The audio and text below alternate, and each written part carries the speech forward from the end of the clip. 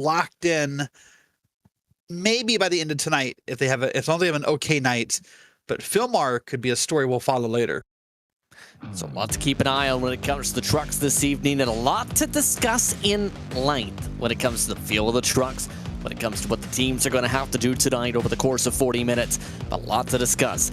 As qualifying gets set to go here, I'd like to remind you tonight's action brought to you in part by Advanced Sim Racing, owned and operated by passionate sim racers. Advanced Sim Racing designs and builds the sturdiest and most durable aluminum profile racing simulation cockpits built with the market today. All PRL members also get a 5% discount code on ASR products. It's the Precision 5 coupon code. Racebox offers mid and high-end button boxes for sim racing enthusiasts. For the casual gamer up to the most meticulous sim racing driver. Competitively priced and carefully handcrafted, our button boxes are an enjoyable addition to any sim racing setup. Visit RaceSpotTV.com and get a 5% discount code. Precision 5 coupon code. Butt Kicker products add incredible immersion and realism to every game. Feel every nuance and truly put yourself in the driver's seat. Barandis is a performance lifestyle brand motivated by motorsport and founded by professional race car driver Daniel Moran. For more information, visit Barandis.com. Mr. Hedge iRacing Photography. Capture your finest, proudest, or simply worst moments. Your hobby in up to 8K resolution. A great addition to any sim room. And by Advanced Motorsports. Get ready to learn to be fast. With Advanced Motorsports, follow them on their socials to become a better driver. Keeping an eye on some of the drivers in the backdrop as qualifying's gone on. Track position could be very helpful. And keep in mind, when it comes to these drivers, they'll be dealing with the truck that isn't expected to fall off setup-wise tonight, but is expected to get very slidey, Derek. The more the run goes, the more the truck gets looser as the rear tire burns, per reports and per what drivers are feeling in C-Fix this week. Yeah, that's what's a little different than last week. We're still kind of calling this a super speedway race. Now you're going to see the cut on the dog leg here. That is allowed during qualifying. We'll talk about that as we get ready to go green. But you're right. As these race goes on, as those tires wear off, yes, we're still going to be draft racing. We're still going to be pack racing. We're still going to be probably bump drafting on a back straight. But that you're right. Tire wear matters. That's been the biggest difference here in that moment.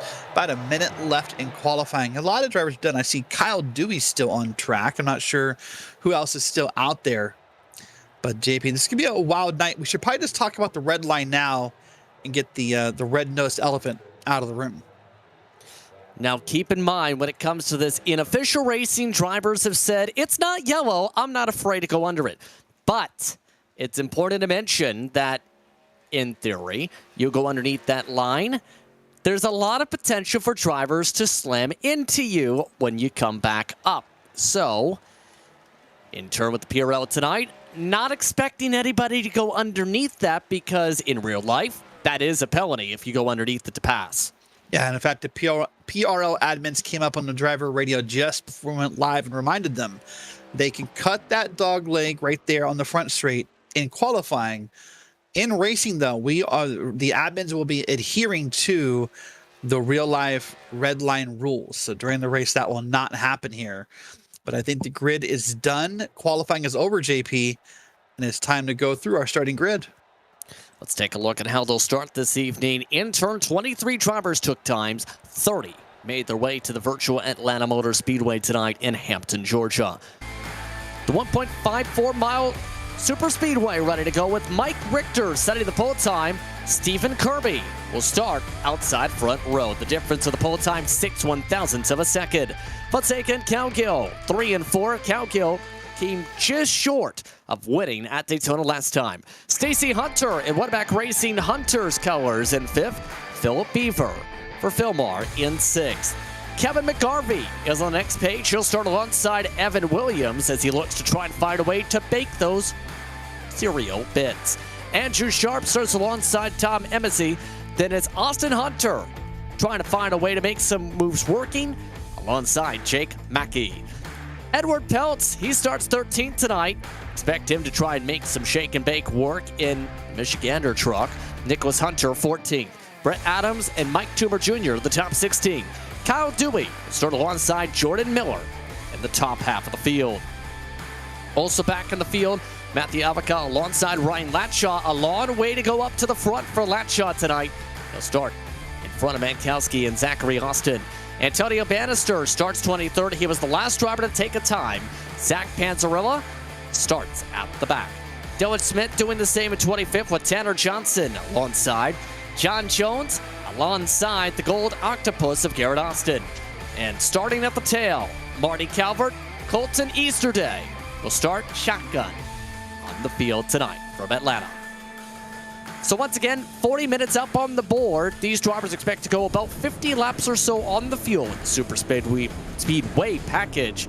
And as these drivers get situated and ready to go, first of all, Derek, your keys to win this one tonight.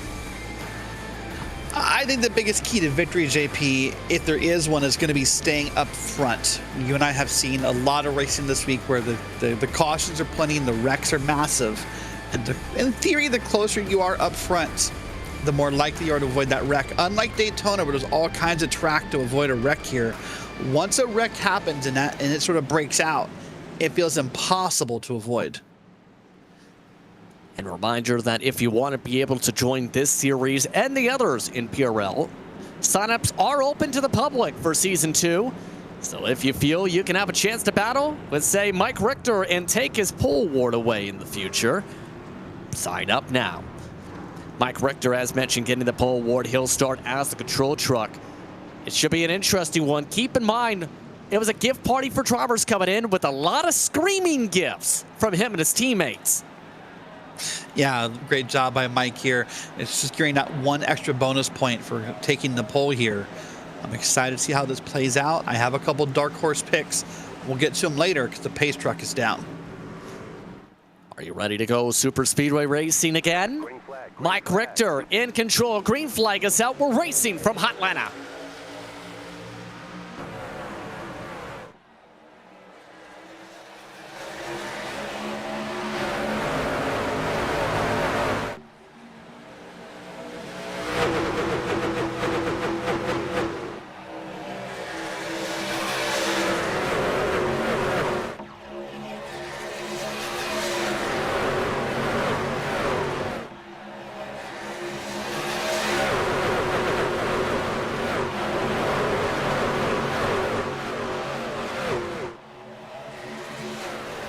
Mike Richter leads out the stripe to start. The bottom line, building momentum early.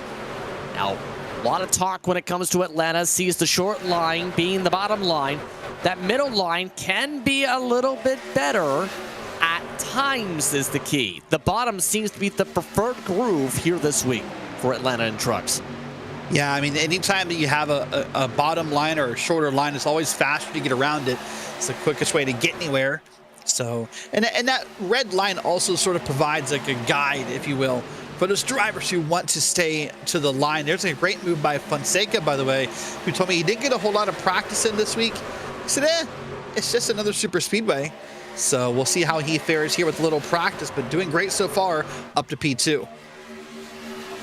That being said, as Fonseca's in that spot, as you mentioned, it's not just as simple, at least to me, with this combination, though, of press the gas, you'll figure it out.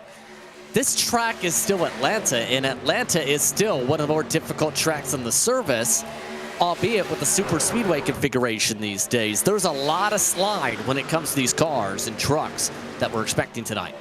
There's a lot different about this compared to a super speedway. We're going to be lifting and braking in some of these corners as the run goes on. There's something we don't talk about at Daytona or Talladega, where you're going to find a lot of different things here that are different. That dog leg is different. That's going to be a really slick spot as this race goes on right there that they're coming through. That's a very likely candidate for a bad checkup later. But Fonseca doing a great job here. But look at the run on the outside. That is Philip Beaver. Philmar, by the way, that team, Philip Beaver and Marty Calvert had their career best finishes of first and second last time we were at Atlanta, Justin. So they're looking to close that team battle here points with a really strong night. That being said, the last time the series was here was with the Legacy Atlanta. It's a different type of Atlanta. It's your modern day NASCAR Atlanta, after all. In turn, the 2x2 holding firm up at the front for the time being. One thing noticing already a difference between some of the others and official and what we're seeing now is drift up. keep an eye on turn 3. A lot of drivers are washing up already, going up into turn 3 for the middle line. Right here, everybody goes up half a lane. Yeah, it's a little bit of excitement going on to everybody, a little bit of eagerness, I think. Everybody wanting to go a little hard. When you run a league and you respect the people, or you know the people that you race with weekly, you're a little more likely to be a little bit more aggressive and maybe push in these corners more than you should. But you're right, they're drifting up here. That could be a difference in the weather between the sessions. That could be a difference in the time of day. There's a whole lot of factors, maybe a little bit of wind even, that's causing that to happen.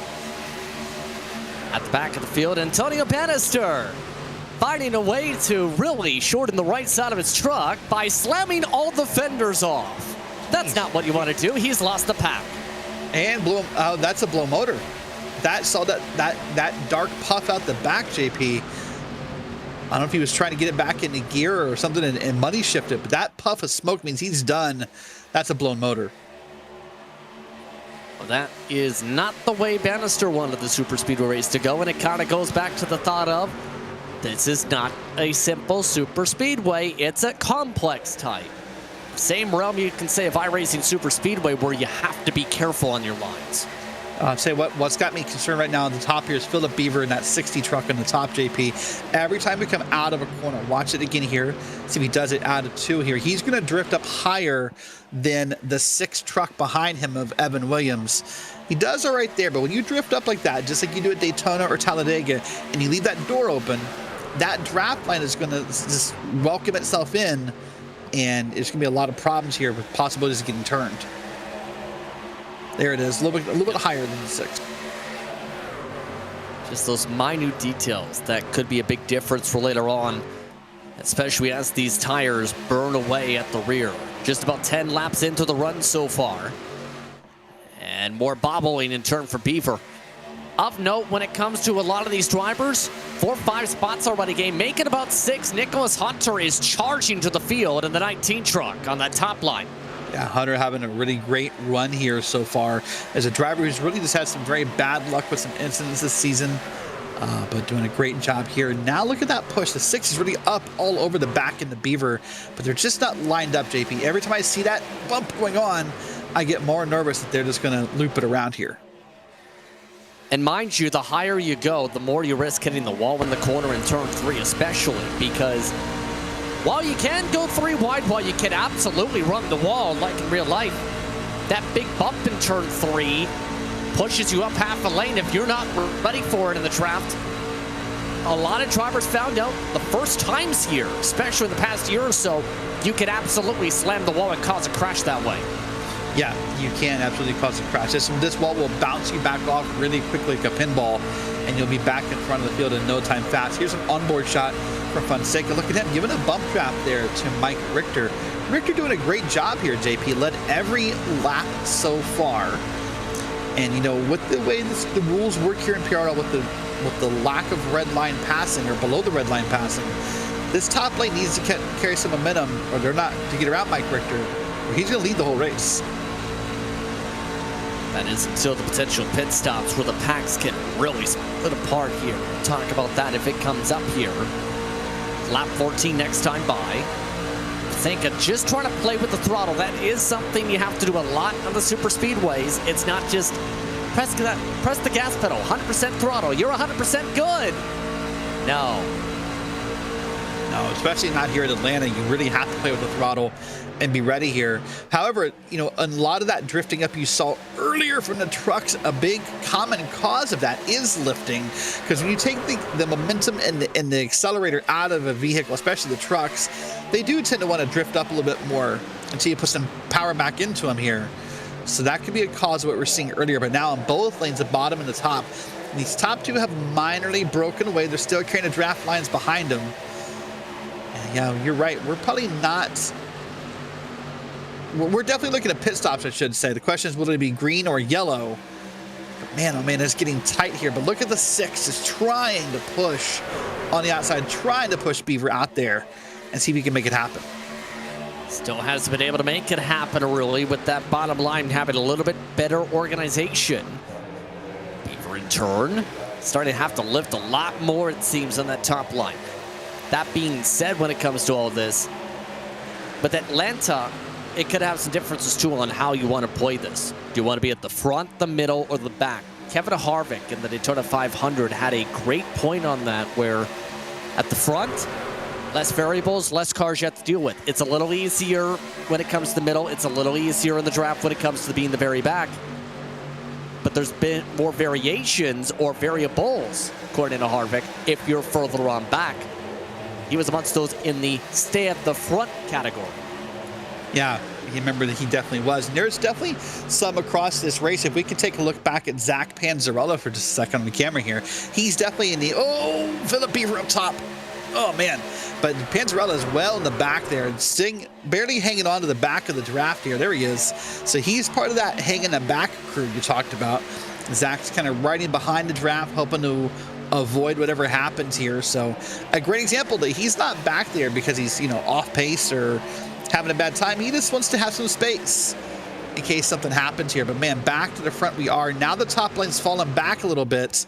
And I begin to wonder if someone such as a Stephen Kirby might want to pull up here and take his shot at the lead here out of turn 2. Doesn't look like that's the case yet. We might see that from Cowgill, because I believe he was amongst those in the I like to stay at the front group coming into today. Yeah, he definitely is part of that group of drivers who just wants to be up front and just kind of let things play out. There was a lot of nerves as I talked to the drivers this week about this race, JP, because as you said, here we are working lap 19. This is about the point when the tires wear off and things get crazy and chaotic, and Fonseca thought about peeking up there. And a lot of the drivers were concerned about the wrecks, the number of yellows, how bad the wrecks would be. I think in a lot of these drivers' minds right now, JP, the fact that we're green coming to start lap 20 is a big surprise to some people. Yeah. When looking back to in terms of Panzarella, did talk to him a little bit before the race and noted when it came to those notes of wanting to be at the back, he was expecting, if I'm reading the quote right, to get ready for more wrecks than last week, more hurt feelings, and more amazing onboards for me parking the truck behind Rex. We had one caution last week. We had one caution, but we had a couple wrecks that, the caution did not trigger for, and Zach was always just behind it. So Zach had an interesting ride last week. Maybe there weren't yellows, but he is a front seat driver for a lot of things that we get to saw live on a broadcast last week. But yeah, Zach is right. The super speedways is a great chance for drivers to walk away angry and upset over not pushing or pushing too hard, or many different variables. But right now, Mike Richter must be just thrilled with Miguel Fonseca. Fonseca doing exactly what he's needing to do, stay up towards the front if he wants to battle for the championship. That's the tough thing when it comes to the season. We've had a lot of speedway / draft type tracks on the schedule. And remember with Daytona last week, a lot of drivers are in the potential possibility of having their drop being last week. If not, do well, do here. You have to do well here if you're in the battle for the championship. Kirby already has a drop of a donut. We already have Fonseca, a drop of a 25 Daytona last time out. A drop of 28 from Cowgill for round 6. For Sharp, a drop of 20 from early in the season. If this is your worst race, this could be the championship killer. Well, and in a way, you have to remember, they cannot drop next week. Next week is our finale week at Vegas, and they cannot drop that. So that's going to have to be this week or before. So you want to get that bad run out of the way right now and make something of it, because like I said, you can't drop next week. So I don't say use it or lose it. You don't want to encourage people to have bad runs, to me. But at a track like this, no, I want to be up front. I want to be away from as much danger as humanly possible. We apologize for those who just seen a still of race trucks over the past minute. All that being said, we're already near the midway point of this respective race here. Richter still leads the bottom line for those tuning in. Beaver still leading the middle line. No one's been willing to take it 3 wide and risk everything before the halfway mark of this respective race.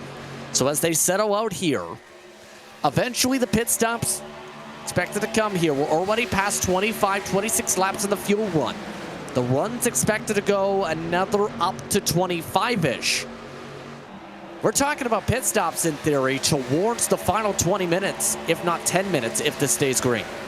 Yeah, if it stays green, there's the key word, and that's the thing that's in every driver's head right now, is if this stays green. There's a lot of racetrack we visit where you and I would advocate and begin to have that conversation about maybe you want to make the green flag pit stop, maybe you want to get it out of the way. If you green flag pit stop here and you get it wrong, you'll end up a couple of laps down. You cannot take that risk tonight and be wrong. Man, look at Beaver and again, all the way up to that wall you talked about. And I'm pretty sure the 6 doesn't want him that high, Justin. The 6 kind of stretches to get up there to push Beaver. Yeah, see, the 6 wants him to stay low. Oh, Beaver's going to get past in a minute by making that high move. Yeah, he's getting more and more squiggly in turn. See one of the Hunters moving to the bottom side. That's Nick Hunter. Right about here is the sign where if you burned up your tires a lot and have to let it roll an extra bit here and you lose the ground, sign of you're not going to stay up front for too much longer. That's another quarter to half a truck length loss from that top line just from those checkups from the 60. Yeah, those checkups are getting bigger and just more obvious as this race goes on. I would want to think, though, man, if I was Stephen Kirby, if I see those happening behind me, I'd want to pull up and see if I could, lead that top lane and get myself a lead. As someone battling for the points battle, you want to go get that extra points for leading a lap. And listen, we're at the point now where Mike Richter is not too far from being just securing the point from leading the most laps. So if you're someone who's worried about points, if you're a Kirby, if you're a Calgill, if you're a Fonseca, you need to get up there and think about leading a lap or more before Mike Richter just takes all of them. Huge point. Keep in mind, Mike Richter, he missed several races to start the season. He's in 30th in the point standings from those missed races. The only others behind him, only a couple starts apiece at best.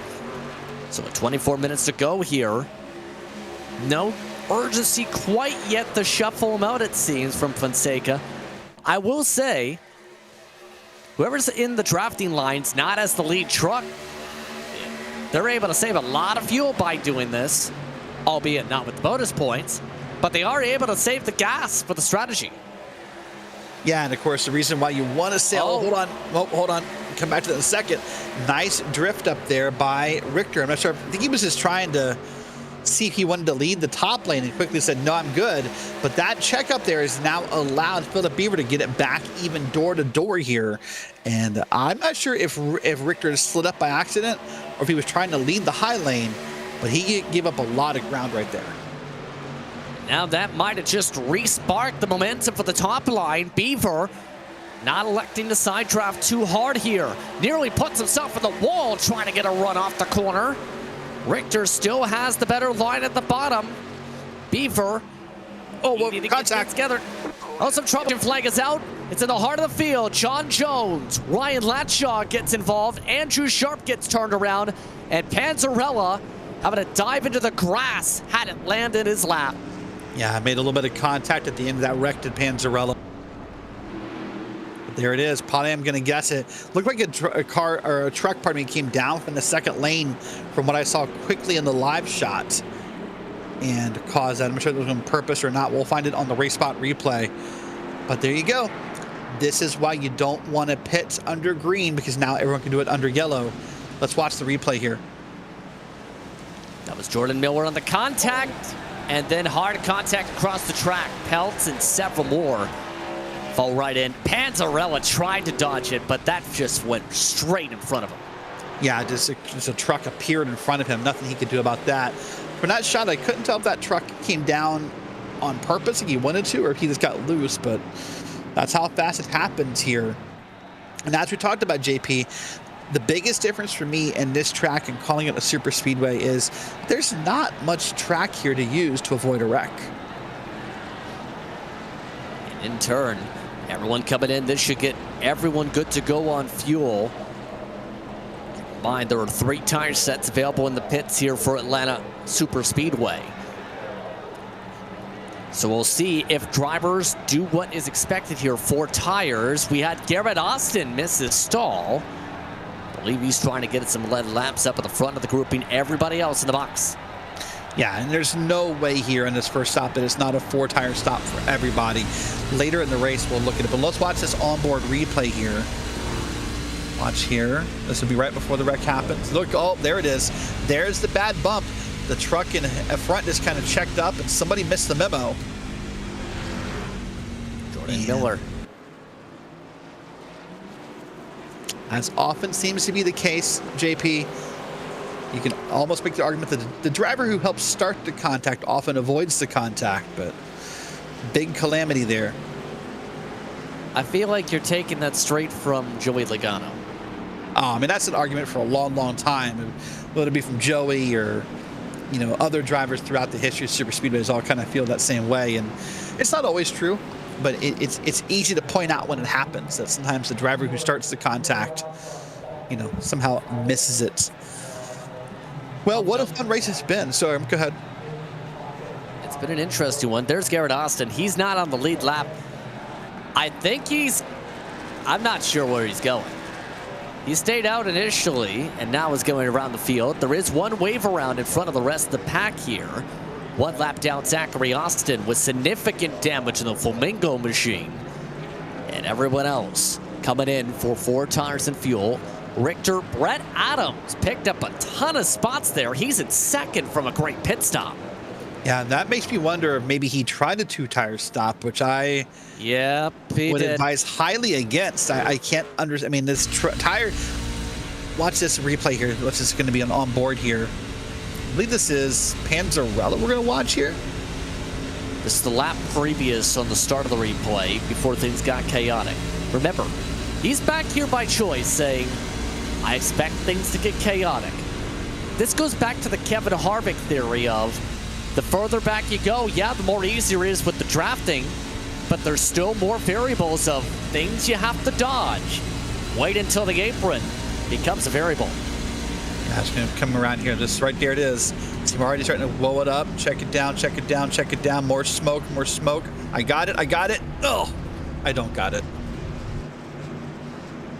This is why some drivers, a lot actually, prefer to be the leader if they're possible, or possibly in the range to do it. Hence Adams' call maybe on the 2 tires here. Yeah, tires are so important here at Atlanta, JP. This would be a great experiment for other drivers to watch how his truck behaves. I'm skeptical, but I've been wrong before. That top line's not organized at all, though. Coming to the restart zone, green flag is out, and everybody except Mike Richter notices it's green. Now, the problem for Richter is going to be, this is still a super speedway race, Mike. You can't get that far ahead. What's going to happen is either lane, the bottom or the top, is going to run you down really quickly, and that speed they get and that draft might just consume you. Keep all flags from that caution, Peltz and Sharp. Out of the race as DNF. As a result of that, everybody else still running black flag for Austin from his pit sequence. All with that, while Richter does hold on to the lead, Beaver has lost all his friends. He's nearly in the wall. Wow, he was in the wall for a second there. We had it 3 wide. Now got it back down to 2. But man, you're right. That scattered restart really hurt. Any momentum or any hope that Brett Adams had, you know, in gaining some advantage right there, really just kind of fell apart when nobody went except for Mike Richter on the start. And Fonseca's right here again, all over the back of Mike Richter in a very positive way. And we'll see who wants to make him a man. Fonseca looks up now, and now gets back in line, barely. And here comes that top lane. And that top lane doesn't want to work with Brett. 3 wide again. Marty Calvert shuffles him. Austin Hunter and several more doing the same. Nobody trusting the 22 after 23, should say, with those 2 tires. Oh, wow. The top 3 now is Richter, Fonseca, along with Cowgill. Here comes the top line needing points. It's Kirby leading it. So I would challenge the thought on the 23. Maybe it was they didn't want to work with him, Or maybe it was he couldn't hold that lane with the 2 tires and they all had to get under him and just go on by. I'm not sure. But you're right. Here comes Calgill. Had an amazing season so far. It's had some very emotional moments this season and wants to add a win at Atlanta to that resume of things that's happened for him in season 1. And they've got the best momentum the outside lines had all day so far. Just past lap 41, under 17 minutes to go on the clock. Kirby still trying to reach up front. Needs a push though. Calvert is timing it up well off these corners though for the push. Remember we talked about Calvert. Yes, it was old Atlanta back earlier in the season, but this was the beginning of the momentum for that team, for Marty and Philip Beaver, because Marty won here last time at Atlanta, and both of them were excited to come back here when I talked to them. They both talked about the past here. So they're both excited here. That truck's third in line, that purple truck needs to stay in line and help that momentum, or they're never going to get there. This has been the most difficult part, getting the pass done on that line. They're within about a truck. See how this goes for this battle. Of note, the main pack currently features about 21 drivers. Everybody else has lost the toe at the draft or has suspension issues or is laps down here. Kirby looking to build a momentum boost, coming through 1 and 2 this time, trying to go higher. Trying to make something happen is what he's doing here. You're just seeing how Stephen Kirby can get it moving and be a positive force. You know, the reason why the top lane has so much problem here, JP, it's not about the line itself. It's not about a disadvantage. It's about, as drivers, we're not always the most patient of people. We need things to happen and happen now, or we're going to abandon the idea and go back to what we think works. And a lot of times the top lane doesn't get the momentum or falls apart because drivers in the back of that lane who can help with the draft, they just want to change their mind and go back to the bottom lane instead of sticking with it and making it work. On board the red 16 from Philbar and Calvert. Still getting a push right here. Then letting it breathe. Be able to get the temps under control. Still trying to find a way to get the momentum built fully to the back end of that black 109. Doing a great job. You see the small bumps that are happening. Unlike Daytona, it's a little safer here, JP, to push in the tri-oval. Still not my favorite thing, but I'll give in that it's safer to do. In turn, they're lining the dance fairly well armed, those set bumps. This type of racing and this type of action. Meanwhile, you know who's looking to say you and me to the front? Austin Hunter. It's worth noting that that purple 27 has added Barney to the back bumper. He's third in line on this group, That's here. That's a very good Barney I Love You song impression you got going right there. It's a nice touch to the commentary, but yeah, trying to get moving. And there's the back of it. You see from the Whataback Racing. There's Barney the dinosaur. Barney's been around a long time. Barney was around when I was a kid, and that was not yesterday. Yeah, Barney and Friends has changed a lot since 1992. The new version of Barney as an animated character is absolutely terrifying. Eventually, there's going to be a horror version of this, probably by the 2070s, in the way of Winnie the Pooh and Steamboat Willie. I expect it at this point. Yeah, there's already a great documentary out on Peacock about Barney. But speaking of things that are going to be terrifying, I feel like up in the camera shot a moment ago, I saw a bit of lap traffic. Now, I don't know if I don't see it now from this camera shot, if it's blocked or if it got out of the way. But if we do get any kind of... Go ahead, sorry. Yep, those were the Austins, as I have a feeling this is going to be exactly what I think it is. Let's stare into the soul of one purple dinosaur together. He looks so happy, doesn't he? I mean, I think back to, like, you know, the old Elliott Sadler NASCAR ride where that poor Eminem looked terrified in the back of the car. Barney's pretty chill back there. Barney's having a good old time back there. He has no idea that someone's about to slam him from behind to give a draft here.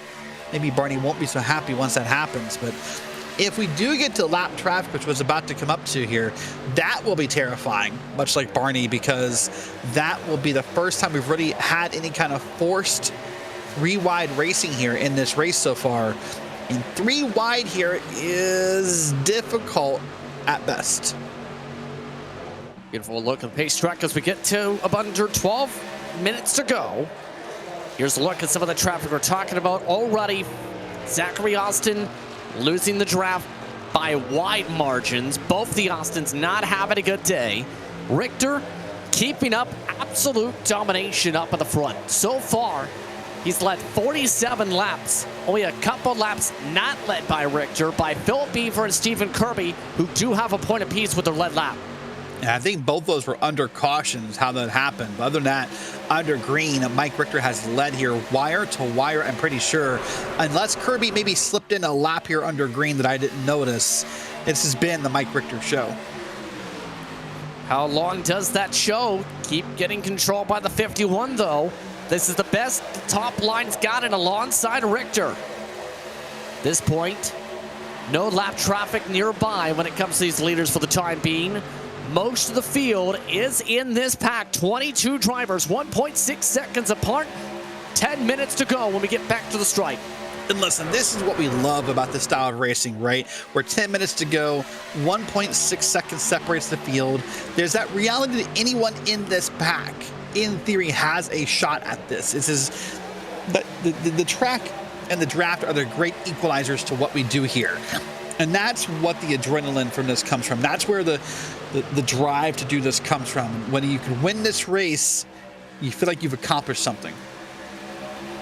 It's worth noting a lot of the drivers with meatball flags coming out to try and battle for points. Ryan Latshaw and Edward Peltz are back in the race. But the only two from the incidents to return to said racing. Kirby, he's got a chance to be able to steal some more lead laps here. He did get ahead for a split second down the back straightaway. Down to under 10 minutes to go on the clock. Lap 54. They estimate less than 20 laps to go. That is a still lengthy margin to go. And you can see on both lanes here, the tires are beginning to wear again. You can see all the trucks moving up and down throughout the lanes. The drafts are breaking a little bit. Momentum's dying a little bit. And it's getting more mechanical. Man, Fonseca really has not moved from the back of Mike Richter all night long, JP. I would be curious what Mike Richter's temps are in that truck as far as the water and such, because he's got to be running a little hot, because he has not found his way too far behind Mike Richter. There's Fonseca you're referring to there. And in turn, Fonseca. Yeah. But that white and orange one-back racing machine continuing to control this tempo. It's getting a little bit sketchy, though, with the lines. There goes Calvert into the wall. 3 wide by force. As Austin Hunter able to get by with Evan Williams. A scatter behind as everyone else keeps going. Yeah, and that right there, you saw a truck under the red line. That should be fine. Didn't gain any spots out of it. Was there by force due to avoiding a wreck. We should be okay with that one. We'll check with the admins after the race. But I don't see anything gained, so I think there's going to be no issue there. Everyone's back to 2 wide here. But, man, if you're Calvert right now, you've got to be frustrated. Because once your truck kind of gets wiggly and loose on you, it's hard to gather it back together, especially while trying to draft. Look at that. Only 98 beats per minute on that heart rate, JP. That's not what mine would be. Still very calm with under 8 minutes to go. And I don't blame him for being a little bit calm here. He is in a popcorn position where if he's able to clear that outside line for the white flag, I wouldn't be surprised if he's the one to pop in front of Kirby for a push to the win. Yeah, what he's got to be aware of when he makes that move is how close the top line is to him, making sure they can provide a push when he does it. But you're right, that's the person I expect to pop out and try to make it happen here, probably with 2 to go. I think at this track, 1 to go is a little too short to make the move like it is maybe at Daytona or Talladega. I think you have to do it at 2 to go here, and you have to be confident in the move to make it happen. Because when he pulls up, he's going to kill the run for Mike Richter and make Mike fall back a little bit. Big side draft attempt a little bit from Kirby. Coming up to lap 59 on this one. Richter still holding on despite the bumps from Fonseca getting him a touch bit loose ends of late. We are just about 25 laps into the tires nearly. We're nearly at the point where drivers had a caution last time. Yeah, I was going to bring in the same idea. That's where we are. And by the way, big props back in P8, Brett Adams. I was critical of that call to take the 2 tires, but he's held P8 this whole time. So big props to Brett Adams for making it happen. There's a car under there. It's going to drop down here and let them by. Thank you for doing that. Edward Peltz had a lot of fans cheering him on to start off the season. It's been a rough one tonight. Here's a look at lap traffic, though. 3 lap trucks, and they're not on the same page yet. 2 by 2 behind them. Garrett Austin, Ryan Latchaw, and Zachary Austin are all in 3 different lines still. You're Mike Richter right now. You're a white knuckle. Oh, here we go. Mike Richter gets massively loose up in front, and they're starting to slam. Oh, big wreck to start finish. A big wreck at the dog leg. Caution flag is out as they crash in the quad oval. At least half the field's in it. Kirby is in the lead with the yellow with under 6 minutes to go. We were watching on board from Richter when it happened, so I'm not sure what happened behind him. We were watching for the lap traffic that was going to get hairy, and instead it got hairy behind him. The question is, did Richter get loose, or did Richter get some assistance in getting loose? We'll find out in a moment. Man, Stephen Kirby, this is a big points night if he can hold that spot for a few more minutes. The huge question was, when was it going to pop in terms of the pack? All you can really say is they were pushing, literally and figuratively. And when you push in the corner, this is what happens.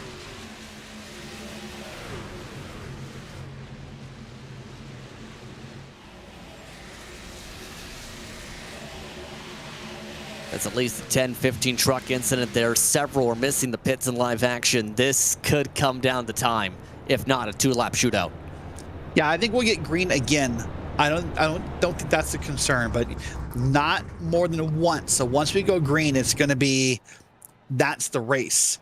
Now, with how important tires are, there's an important choice you have to make if you're a Stephen Kirby and Evan Williams or these guys up front. You need to really think about if those tires are that important to you. These guys are stopped here. I'm guessing they're waiting for the pace truck. Yes, they passed it. There it is. They're still sorting out where they need to be starting here. And that poor pace truck's going to run right through them. Now, here's the thing about Atlanta. It's a quickie yellow racetrack. If the pits are open here, it could be an extra lap here, mind you, for the restart. Oh, you're right. It's a Look up bad top. push in the corner. Then the pack. Yeah, then the checkup starts to happen. People get nervous. People start looking for a way to get around it. And those nerves will get you. I think we have a shot of a great wreck avoidance. We should wait and see if we have that. I think Panzarella said he thought he would be behind every wreck, JP. Well, if Dane Baird can get a replay loaded up, I think you're going to see one of the best wreck avoidances of 2024 from Zach Panzarella. And we'll see it in a moment here before we go green. He predicted it. He said he would be behind every wreck and have a great view of it. Well, I think he did. Well, keep in mind, there's 1 to go on the racetrack already. So that first lap around where drivers try to sort the scoring does count as the pit open lap. There it is. There's the checkup happening. There's the checkup. Just going to use the dog leg. Oh. Oh, one more just for good luck.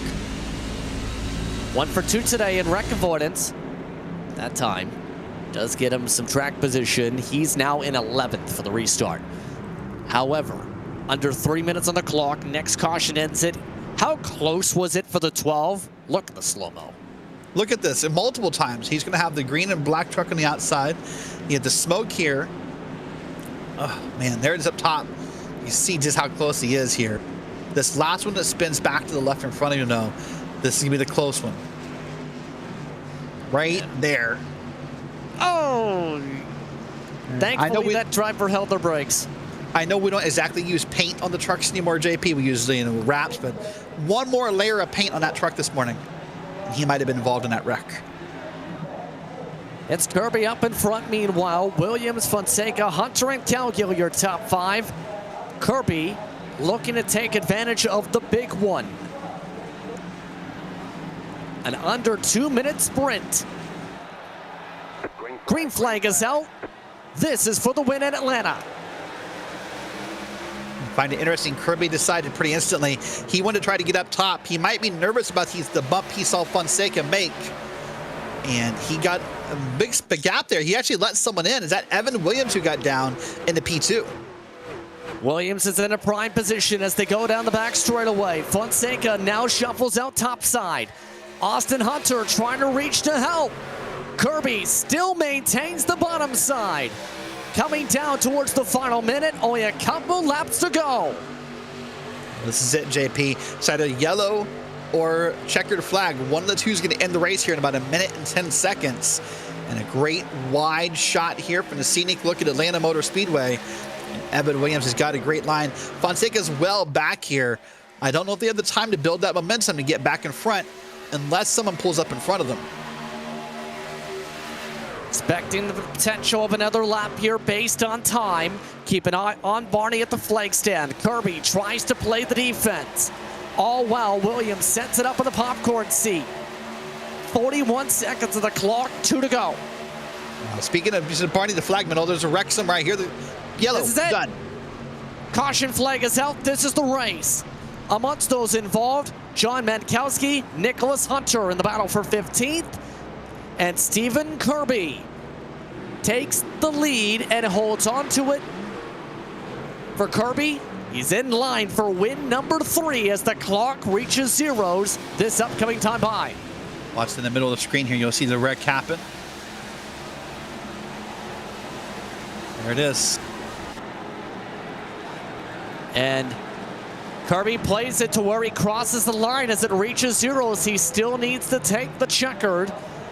As long as he's got the gas, it's his win. Of note, Cowgill did get to 3rd, so that mitigates some of the potential point differential here. Yeah, it does help that little bit for Cowgill to stay within reach here. What a great night for Evan Williams, by the way. P2 in between those two drivers. So a great result for him, but Kirby now must have the gas. He is zooming around here and is going to come around to take the checkered flag. He's found the pace truck, and in turn, he's found pay dirt. Checker flag as some drivers nearly pass each other at the line by accident, but it's Stephen Kirby who will take the checkered and win it at Atlanta. It's his 3rd win of the season, a series high. Is that going to be enough to put him in prime position to battle for the title with Cowgill? Going to give him a little bit of a comfort, I would think, coming into next week's finale at Vegas. You know, to roll the dice and just, you know, based on that truck, he's going to, I say, bet on black at the roulette table and hope that he comes out well. What a run for Evan Williams, too, able to get 2nd. Cowgill once again on the podium, and in turn, Kirby of RBM Shake, keeping the momentum that we've seen all season from them as a team. They've been able to shake things up at the front. That should grow their 43-point team lead as Kirby celebrates the dub. Yeah, that should all but lock up the team title coming into next week. There should be almost no question about it. Great job by Stephen Kirby in that butt kicker 109 machine, doing the burnouts here. What a great race here. What a great opener. One more to go. That was fun. Very fun one here from iRacing's virtual Atlanta Motor Speedway as the welcome party crashes into him. So as Kirby tries to sort out how to do a burnout when he's being slammed into by a teammate. Look at the unofficial race results. Kirby takes the win under caution over RBM Bake's Evan Williams. Then it's a one-up-back 3 through 6. Cowgill, McGarvey, and the Hunters of Stacy and Austin. Zach Panzarella, Tanner Johnson, Jordan Miller, Colton Easterday gets an air top 10. Massey along with Kyle Dewey. Then it's Mike Toomer Jr. who finished 7 seconds back of the yellow. Mankowski from the wreck was able to hold on to some spots. He finished 15th. Dylan Smith 16th. Brett Adams, Mike Richter. He was the most dominant truck all night. Gets bumped from the lead and finishes only in 18th. Fonseca and Zachary Austin, your top 20. The rest of the drivers lined up on the final page, including Nicholas Hunter as the last finisher involved in the crash. He did not get to keep his spots. 3 laps down, Garrett Austin, and once your DNFs, Calvert, Beaver, Latshaw, Peltz, Avica, Sharp, Jones, and Bannister. Fastest lap going to John T. Jones, by the way, so that's where that point goes from lap number 3. With that being said, we have some of the drivers already standing on by to discuss things here in virtual victory lane and virtual trackside. It's Kirby for the 3rd time in victory lane this season, standing on by to start. Steven, tonight, 8 laps led. That's all you needed to get the victory here. Talk us through the final restart and that final stretch to the caution. Oh man, it was awesome. I had Evan, my teammate, out to the right of me. I was just trying to get a good jump so he could get down behind me, and man, he did a fantastic job before the caution and after the caution. If it wasn't for him, it would have never happened. So super thankful for him being on the team. He did a fantastic job. And before that incident, you were amongst those trying to get that top line working. How difficult was it to get the trucks, not just number-wise up, but also to work together enough to make a pass on the top? Yeah, I was down at the bottom and I seen Marty coming. He seems to like the high line at these super speedways, and we work pretty well together. So I jumped up there and he did a good job pushing. I don't know. I think he got in the wall. I'm not sure what happened, but yeah, the top line was super tough, man. You really had to do some side drafting in the corners to be able to get those runs down the straightaway, or otherwise you just lost a couple car lengths. It was a lot of work to make that top line work. That being said, this does trim the gap in theory a little bit for the points for the championship. We've had a couple championship battles. I'm very hopeful that Sai isn't the answer I think it's about to be, where a couple drivers have gone on vacation for the finale. Your thoughts on the championship finale coming up? No, I'm excited. I will be here, Lord willing, and so we'll see what happens, and I'm looking forward to it. It's gonna be awesome. It's gonna be I think might be within single digits of the points, so it'll be a good run. We'll see what happens. We'll see how the totals look. Thank you very much for the time, Stephen. Yeah, I just want to say thanks, RaceSpot, for the broadcast, RBM, all my teammates at RBM. It's been, like I said, each time it's been a fun year, more fun than I've ever had. So thanks for everyone and appreciate you guys. Have a good night. Thank you very much, Stephen. That's Stephen Kirby coming away with the win tonight as he tries to trim down the gap in turn after this strong run for the battle for the championship. Second place tonight, Evan Williams. And it's his first time in the top 3, let alone the top 5 this season. He's with Derek.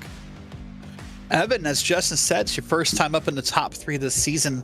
Looks like you had a fun night at Atlanta. Yeah, man. I don't know what to do with my hands here. I was just trying to stay out of the crashes. I mean, big thing was I didn't know we were gonna go green that long, so I figured if I stayed up front, I'd be able to stay out of any trouble back there, but that was pretty much just strategy. And then on that restart, I was next to Kirby. I figured I could drop down behind him and be good to go.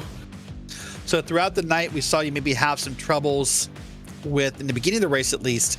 You and Philip Beaver seemed to really not be in tune with drifting out of the corners. He was drifting a little higher than you.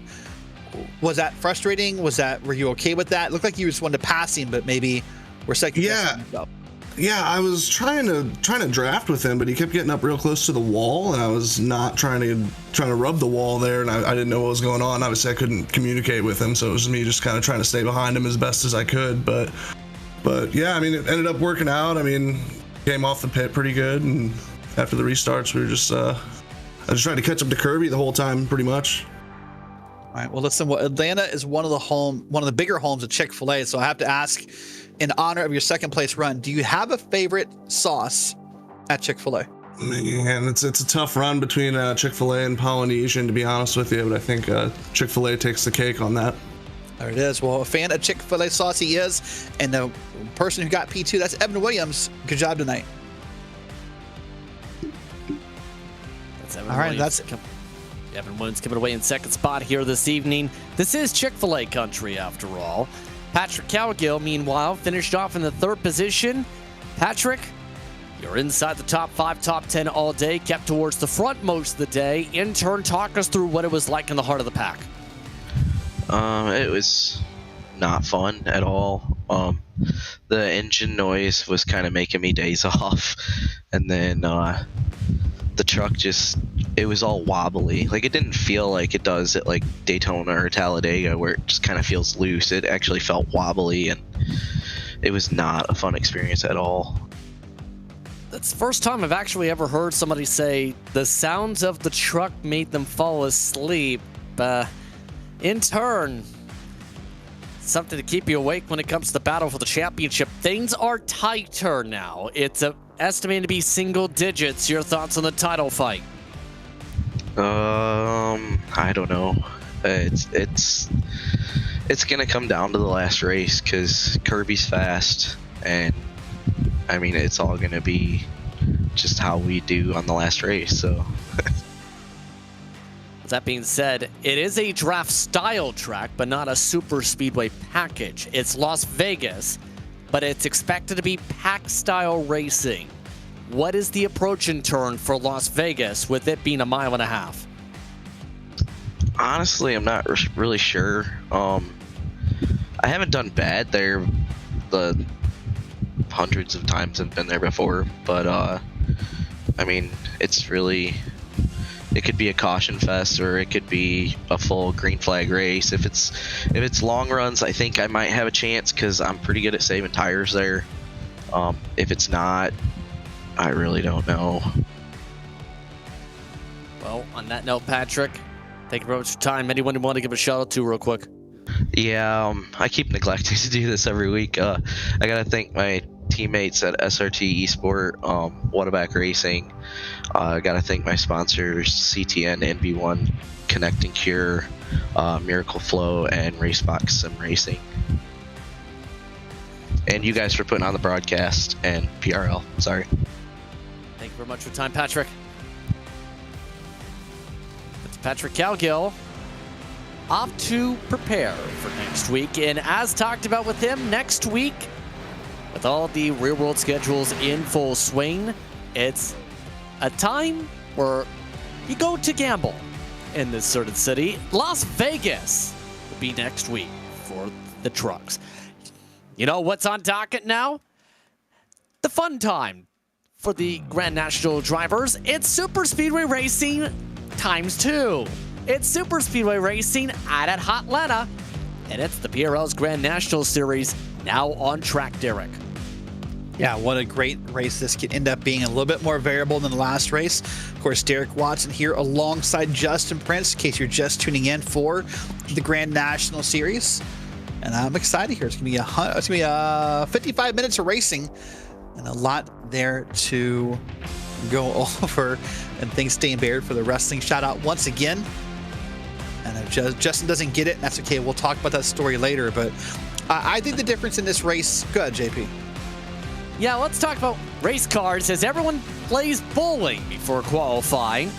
Let's talk about the schedule a little bit, because the schedule is slightly different compared to the trucks, with it being the fantasy portion, having a different combination for the first 6 races. But now it's the simple part. In sync with the trucks the rest of the way. Penultimate race, back-to-back super speedway races. No pressure, but if you did not do well at Daytona, congratulations. You're in panic mode if you had to use a drop there. Yeah, and maybe the one difference, I think, next week, I think the Vegas race for the Xfinity cars will be a little different than the trucks. I think there'll be a little bit more of a traditional 1.5 mile race versus what we think the trucks will be with that super speedway package. But the points here are just as close as they were for the truck series. Let's take a look at the points here. And it's really, I mean, the 3-driver race up front. It's Bradley Holly and Richard Regan 8 points apart. James Morgan not too far back with Ted Lowendick also right there in the battle, and Brandon Bowie. That top 5 is interchangeable. And the reason I point that out, JP, because Holly and Regan have both already used their drop week. They are riding around here with no safety net this week. One bad race, and they could be in a really bad spot. And keep in mind, Bowie used his drop week last time out with the 0-point run. The highest of those with a non-zero for a drop is Morgan with a 23-point drop. And obviously you can't drop the finale in turn. So no pressure if you're amongst those. In turn, the teams, looking to try and establish themselves here. Regenboog Motorsports looking to close out a team title over Whataback Racing, Overdrive, and Back Row.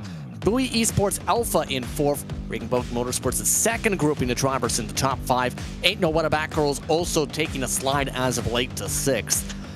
When looking at those team totals there, it seemed to be like the Bowie Esports drivers were about to close things up, rapidly make it a fight, and then things have slipped as of late. Of note, Jacob Emery did announce before this race that he was dropping out the rest of the season.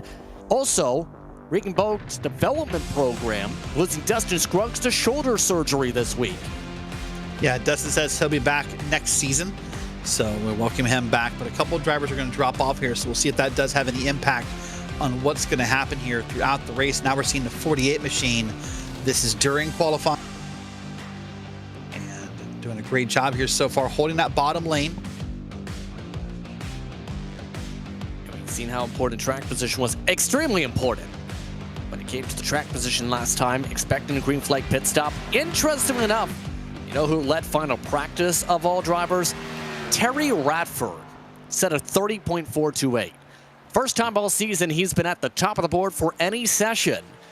Of note though, the 3 car, not on track, a part of the qualifiers so far. Top of the board, Matt Gagnon over Colton Lane and Doug Evans on your timing pylon. Well, we'll see if that 3 car can continue that dominance as the session goes on. Of course, at a super speedway, not to take the credit from him, a fast lap is still a fast lap, but oftentimes your fastest lap in practice does not always equate to a strong performance, because listen, the person 5th or 6th in line in a drafting line often gets the fastest run. So we'll wait and see here. Westerfield here, currently running in P12, was up in the mix last week at different times and had a shot here. So we'll go from there to Ted Lowendick, part of Ain't No Whataback Girls.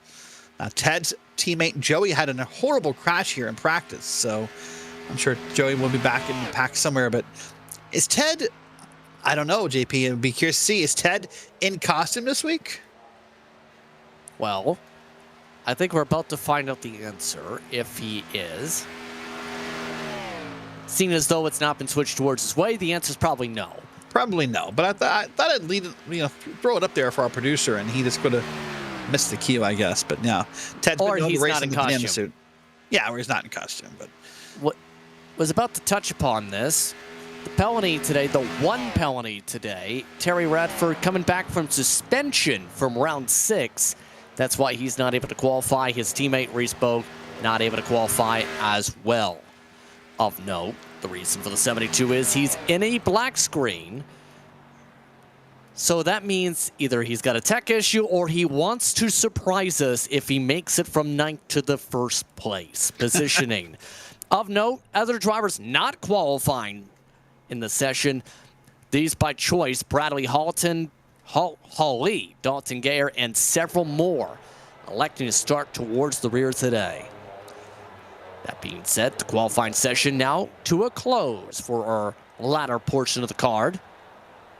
And in turn, the driver at the top of the board for this session is one of the all-time best when it comes to oval racing in the PRL. Once again, Richard Regan Jr. on the pole. It's his 3rd this season. His teammate, Matt Gagnon, makes it Team 1-2. Colton Lane, he's not in the back row tonight. He's in row 2 instead. Still alongside Doug Evans. Thomas Singh, veteran, alongside James Morgan. This time he's throwing back to 1999-2000-ish Jimmy Johnson, back when he had that Altel machine crash into the wall in viral fashion at Watkins Glen. In 7th spot today behind them is Nick Bayer. He'll start alongside Mark Kalin with the stripes. Ted Lowendick in 9th. Jeff Evans, he came in late before qualifying. He starts 10th. Steve Loving looking to find a way to get a little Loving to the front. Joey Tebben looking to be Joey Tebben. Behind them, Nick McLaughlin starting off in the 13th position. When it comes to McLaughlin, the road ace, he finished 2nd to last in qualifying. Westerfield last in the queue. The drivers not qualifying include the military throwback of Bradley Hawley, Dominic Begin in the 6-box motorsports machine. RaceSpotTV is part of the EOL penalties, not allowed to qualify. Adam Zemke 18th, Gayer and Terry Radford will be your last starter. Terry Radford, EOL, and coming off a suspension from race 6.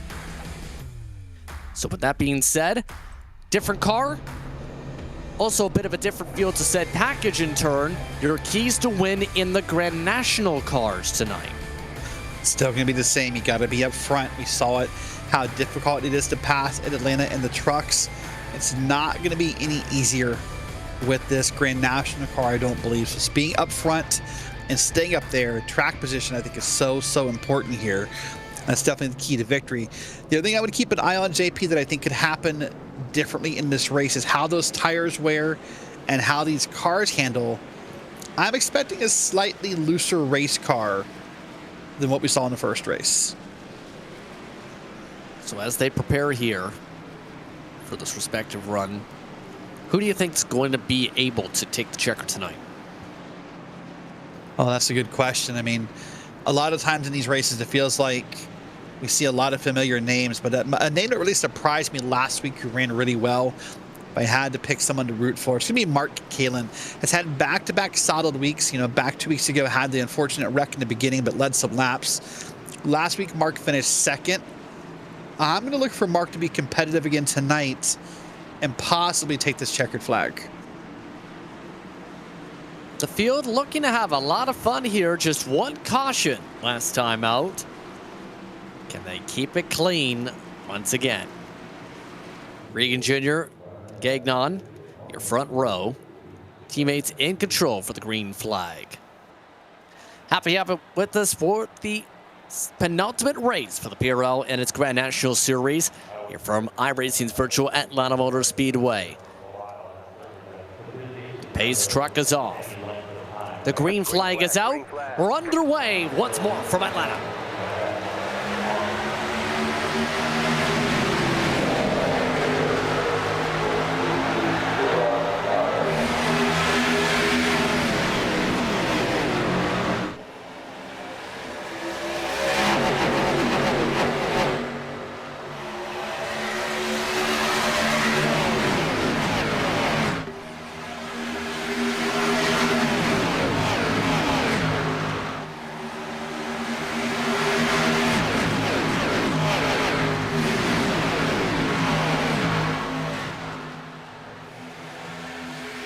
Clean start for Richard Regan Jr. He's up at the front.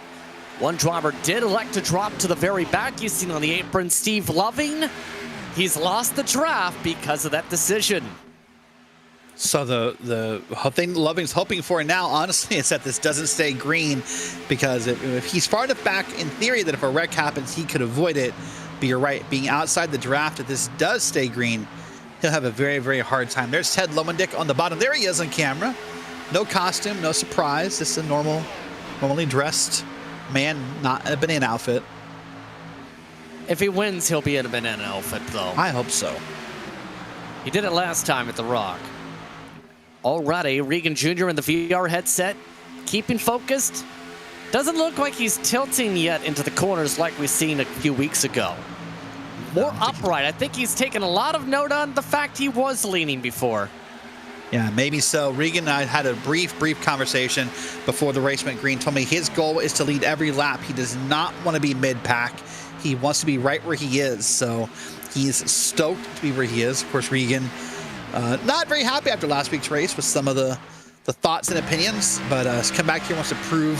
Says, listen, I know I've had a reputation of being a little aggressive, and I'm trying to fix that, is what he said after last week's race. So right now doing a great job at leading this field. Of note, Steve Loving just got a piece of the draft, so he is at the very tail of the pack, but just barely for now.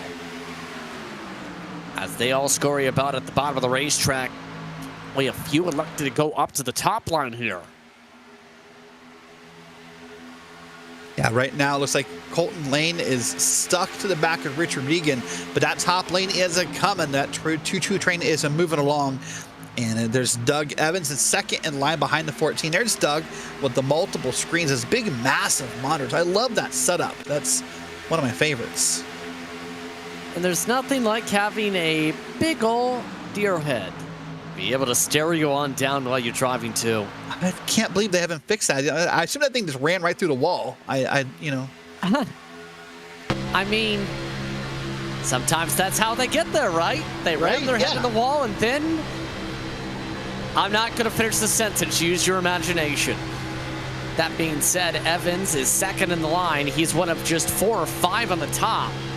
Mostly everyone wanted to keep it calm in the first 4 or 5 minutes. It's worth noting the 5th in line.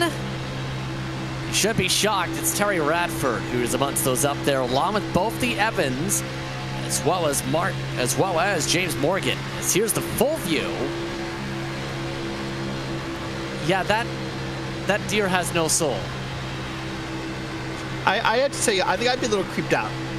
I can't lie. I'd be a little. I think there's one on the left side as well. I believe he's hard to tell, but I think I see some antlers up top above that middle monitor. I'd be a little creeped out. I won't lie to you. But look at this, Doug having a little bit of time keeping that car straight.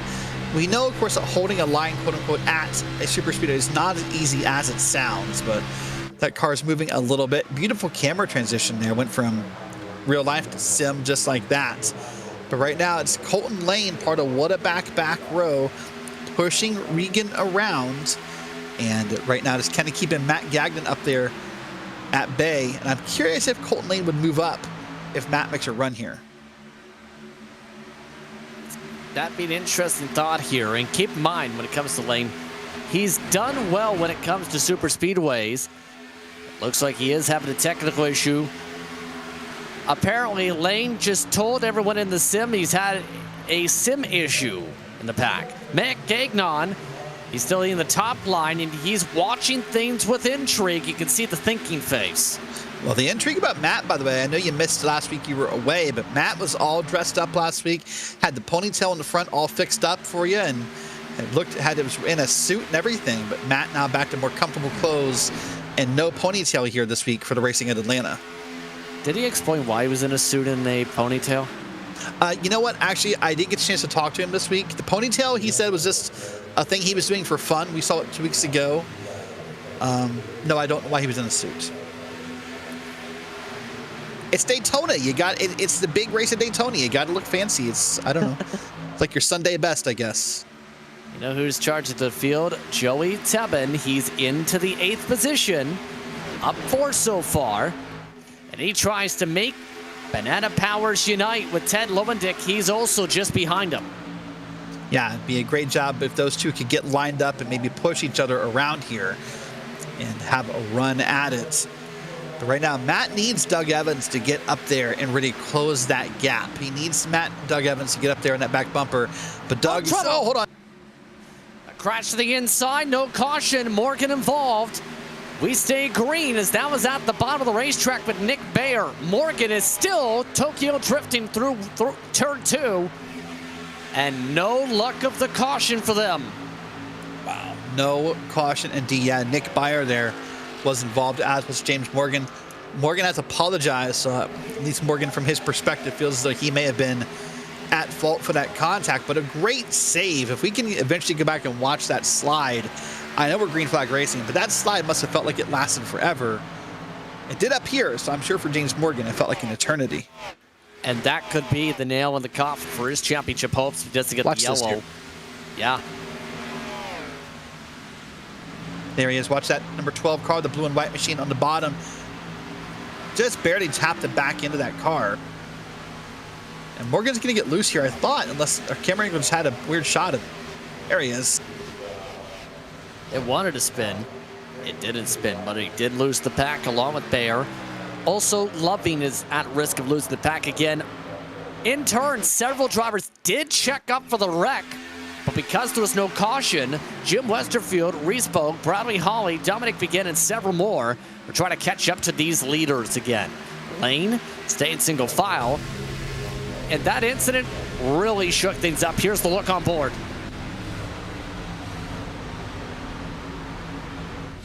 Yeah, try to keep it up to speed here is what Morgan does. And when he tries to keep it up to speed, that bank re-entry there onto the track while trying to stay down below the traffic is what caused that car to spin a little bit. A big props to everyone on track in that moment. The fact that was only a 2-car incident that could have been worse. big props to everybody here for avoiding that wreck. So as we finish up lap 15 of the racing, 47 minutes to go. Joey Tebben in the top 5. He has been split up from his teammate for the time being by one of the Evans drivers. Who's up top though? Mark Kalin. He's hooking up with Nick McLaughlin. Yeah, Mark told us after the race last week that he's come to this part of the schedule he loves, what he calls the classic NASCAR. Oh, hold on. Somebody in the pack, I think, just downshifted to third, and somehow we stayed green. I think it might have been Kalin who did an upshift down the straightaway. Well, that's impressive. That's what happened. That he was able to hold on to that motor and not money shift it in front of the top lane. But he is now moving. Look at this here. Getting a beautiful push here on around. And so Mark said he loves this part of the schedule. He loves the classic NASCAR tracks. And his performance as of late is really showing it. Can confirm it was Kalin in neutral, hence the smile. That could have been massive, just like that bubble. Knows he got away with one, doesn't he? And in turn, most of the top line has dissipated. As mentioned, Terry really likes super speedways. And Terry Radford is in the top 10. He is out of charge. Look at him. He's up to 9th, and now he's pushing McLaughlin. Pushing McLaughlin. This will get scary here because what Radford's in danger of doing is pushing the pusher. That's a big no-no to super speedway. Now, right now, he's okay. But we'll watch that. Here's Bradley Holly. New look to the room, new color. That's sort of like a rose-colored pink hue to that room this week. But there's a beautiful look at Bradley's monitor. You see it both shots right there side by side of the same thing. One in sim and one via webcam. Does have the military theme tonight. And funnily enough, he does have sponsorship from Rosemary on the car tonight. That is a custom home building company. See, a little bit of an interesting difference when it comes to his temperatures, though. Look at that blue and reddish box. That seems to be something like caps in that to try and keep an eye on the temperatures, because a lot of the setups these days in terms of the sim rig cover up the temperature gauges. iRacing has its own, others like having their own. That's different. Yeah, just a different way of seeing the same information is what's available there. But right now, Regan still continues to lead in that yellow car in the bottom lane. But man, Mark Kalin, this car by car is coming. Now up to P3. Oh, I thought Colton Lane was moving there. Maybe he just got loose. And you have to wonder through what's going through the mind of Kalin as this goes on. He's getting a lot of good pushes from that top line from McLaughlin. He's now in the battle for second. And look at this, Colton Lane sort of backed off of Regan a little bit. That'll allow Kalin to feel like he's getting a better run because of the momentum. Now Terry Radford needs to stay in line here, needs to help that draft run around. But they're now up door to door with P2, and Kalin's just about creeped up to the lead here. A one on the apron. Doug Evans is spinning it in turn 2. We stay green. That was one of the Wedeback machines getting snapped loose, and now you better buckle up. It looks like it's time for the right rear tire to fall off. Yeah, it looks like that's starting to be the case, right? Probably a little bit of bad bumps, a little bit of looseness on that tire, a little bit of everything going on. And then you see Doug Evans just trying to get it back together, kind of get his nerves back under him, get calmed down. Now well off the draft here. If we can go back to the front here, I want to see the progress that Kalin is making. Just being calm, being patient, holding a pretty still line, JP. Well, here's Doug Evans. Watch this. Oh, he got down there by himself. I think he kind of checked up for the pack and got down below that line. Good save in turn. He's lost the pack, though. Need a caution. Kalin has a shot at the lead if they can get sort of topside. Kalin able to separate Regan Jr. In fact, Lane has backed away from the 56. Here comes Kalin with the run. Lane is at least a car length back of the leader. Yeah, Kalin now has the biggest pack of cars at 4 on the top lane that we've seen for a long time here. So a lot of pushing here. This is from Nick McLaughlin, part of the Ain't No What About Girls with Tebben and Lowendick, trying to push that Miracle Flow machine on around. But again, I want to point out, JP, look at this, especially from this view from McLaughlin. Look at how sturdy of a line Kalen is holding around these corners. Very little bobble, very little weaving, very little anything. That car seems planted in place in the corner. Just to say that, he nearly spun in turn 3, but he is a lot more comfortable, it seems, in the draft compared to some of the others. I'll give you that. Oh, look at that gap now. What happened to Radford? He's losing a little bit of ground as the tires wear down. Some checkups at the bottom as well. Now the interesting thing, how will the Whataback machines play things out? They've split apart most of the RBM machines, mind you. Whataback leads the outside line, has the second cars on the bottom and the outside, and then it's the RBM help. Kalen's taking advantage, trying to take the lead out of 4. This would be a great drag race back to the line here, and a great way for Kalen to find out what his car can do in case this would be a last lap battle later. It is Kalen, new leader at the line. So Bubbles the Wall Sponge able to get himself to the lead. Kalen is in a tight points battle, trying to separate from his teammates, Jim Westerfield and company. This is the night. This is going on. And this is the night where anybody can break on through after all. Coming up 40 minutes to go. Kalen, I think, wants the lead full up. Yeah, well, if memory serves correctly, JP, this is the 3rd week in a row where Mark Kalen has led at least 1 lap, and that's a great turnaround for Mark from the bad luck he had to start the season. So, amazing run here. Of note, Richard Regan still dominating that bottom lane. His teammate, by the way, Reese Bogue, well down back in 12th. I'm sure Regan would appreciate if his teammate would get up there and help push, but Colton Lane doing a good job of it. Got the internet sorted out, it looks like, so we'll see if that sticks together as the race goes on. Sorting things together here. Radford still staying on the top line, by the way. He has been up there this entire race in the 3 car.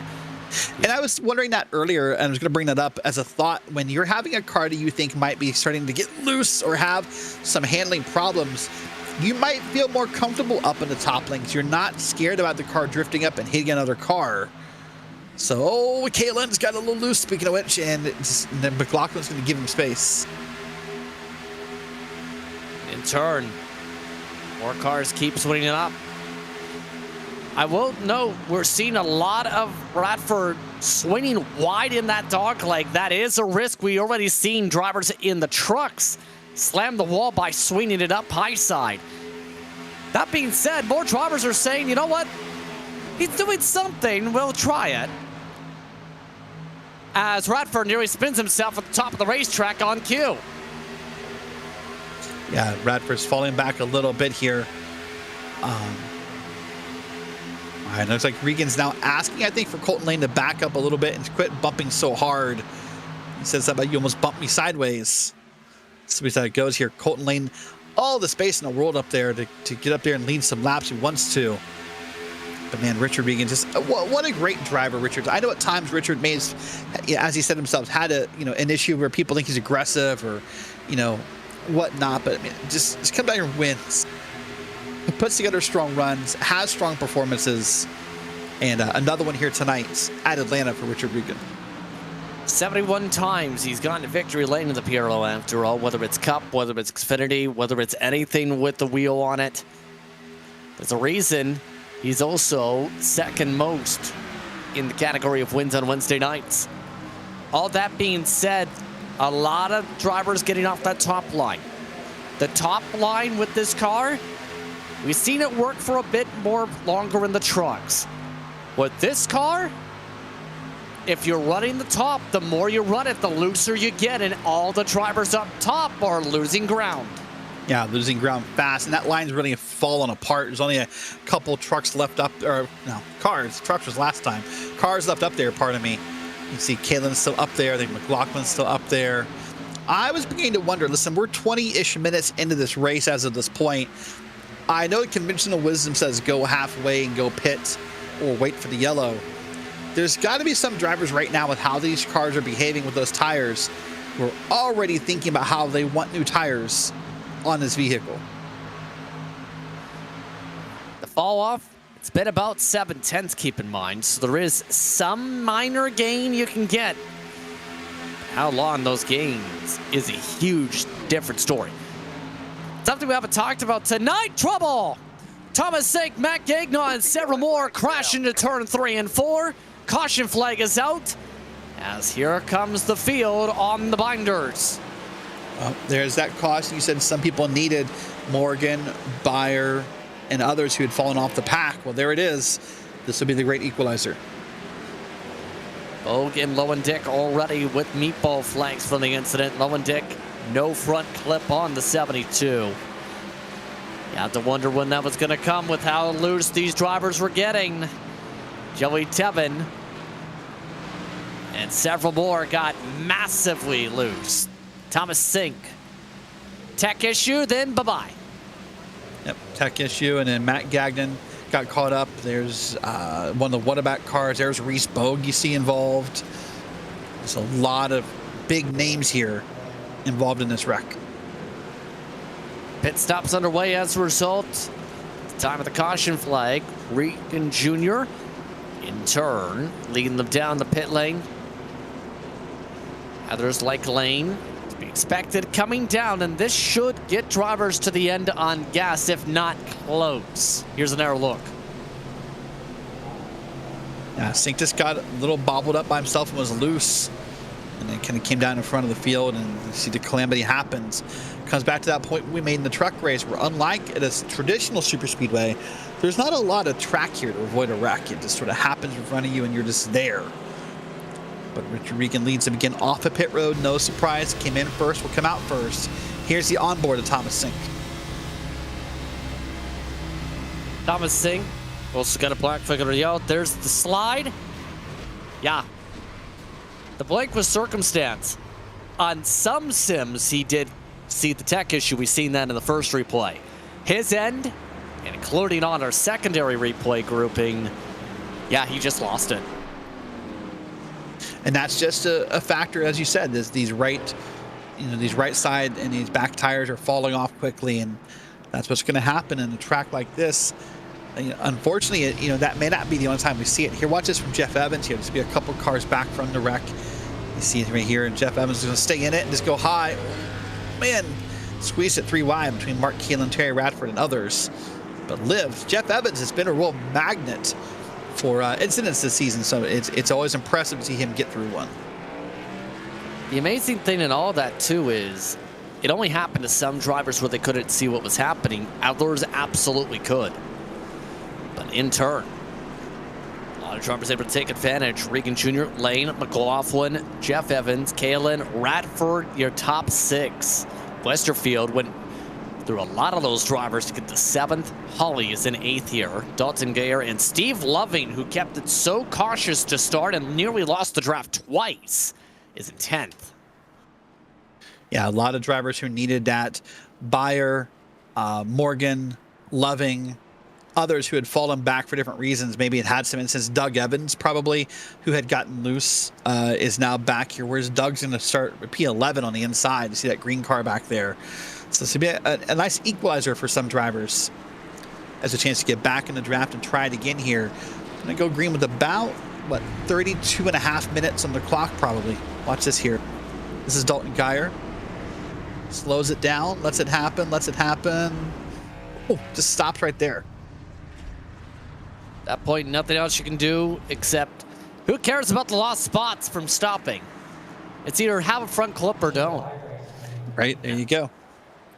33 laps to go, or 33 minutes to go, I should say. The estimate is 64 laps right now. And that is borderline on fuel. Nobody else topped off outside of Dominic Begin and Ted Lowendick for damage. Back underway, Regan Jr., good launch, and a clean start.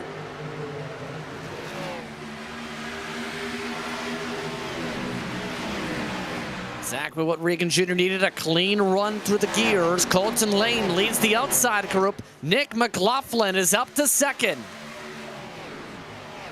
There you go. You see the top lane starting to form and make something happen here. For the first time, we're going to see here Colton Lane is now up top. And it's going to see if he can make that top lane work. Look at that. Mark Keelan up to 3rd on the inside. But Terry Radford is pushing Colton Lane around. Steve Loving yet again dropping to the back, by the way, as he burns the gift of truck position for the time being.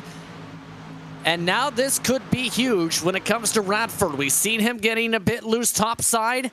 He has not changed up the game plan. He still wants to go up topside and push whoever's in front. Well, speaking of to the lead, McLaughlin gets some help. Mark Caitlin. Speaking of changing the game plan, McLaughlin and Kalen just pulled out from behind Richard Regan and kind of killed his draft run. And now McLaughlin leads a lap here. And now the battle for the lead is as wild as it's been all night long. Regan Jr., he's getting the lead back with no help. This is stunning. How he's been able to get these runs without anybody on his bumper on the bottom.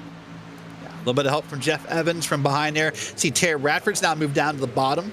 Terry may be happier on the bottom. Maybe having that red line to guide him around the corners can help him hold that corner.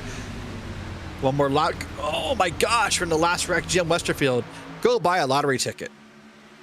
That's why he's now at the bottom of the racetrack in the top 10. You know who helped with the caution too? Got helped by it, I should say. James Morgan just leapfrogged in front of Westerfield to 8th already as Regan Jr. takes the lead single file again. Yeah, Morgan's really on a championship run here, a single car team this season, and is doing a great job here, keeping his team at the top 10, but himself currently up in 3rd with Bradley Holly and Richard Regan. Needs to have a solid night here to have any hopes next week in Vegas. Some of the drivers are already bobbling topside, including McLaughlin losing the momentum. Radford, for the first time today, really switching to the bottom of the racetrack. It looks like, with the way Radford's driving, he's trying to drive like Dale Earnhardt, the Intimidator, with that 3 machine. He's trying to intimidate everybody in front of him. Yeah, he's trying. We'll see if it works here. Regan bobbled up a little bit out of line, and Jeff Evans was there to stuck with him and help keep pushing him around. Winneback machine still trying to gather it back up. 3 of them up topside. They do have an option with Jeff Evans to potentially slide up. In fact, Jeff Evans nearly slid around. He's still sliding it. Yeah, this is the problem with the track that makes it different. This is Atlanta. It's still a mile and a half. It's still got the banked corners, the transitions. You can get these cars loose. And the Xfinity cars, in my opinion, of the 3 top NASCAR vehicles available in iRacing, Justin, by default, seem to be the most loose of the 3 by default. So you add that in, you add in the aerodynamics, you add in the draft, you add in worn tires, you add in the fact it's Atlanta, and it's going to be a difficult race. Near spin there for Radford. By the way, just received note, Ted Lowendick, despite having no front nose on the 72, is indicating the need to pit because they're having temperature issues without a front nose, by the way. Yeah, we'll have to wait and see what it's about. You know, I talked to Ted. All he told me earlier, Justin, 4 simple words. I miss old Atlanta. I think a lot of people have said that in the broadcast booth, but you can't control business operations that are not controllable. Control the controllables. Mick McLaughlin, he's controlling the top line, nearly took the lead again to the 56. And the 2x2 is about 3-4 rows deep. A lot of squiggles, though, from that top. Radford's moved up there, too.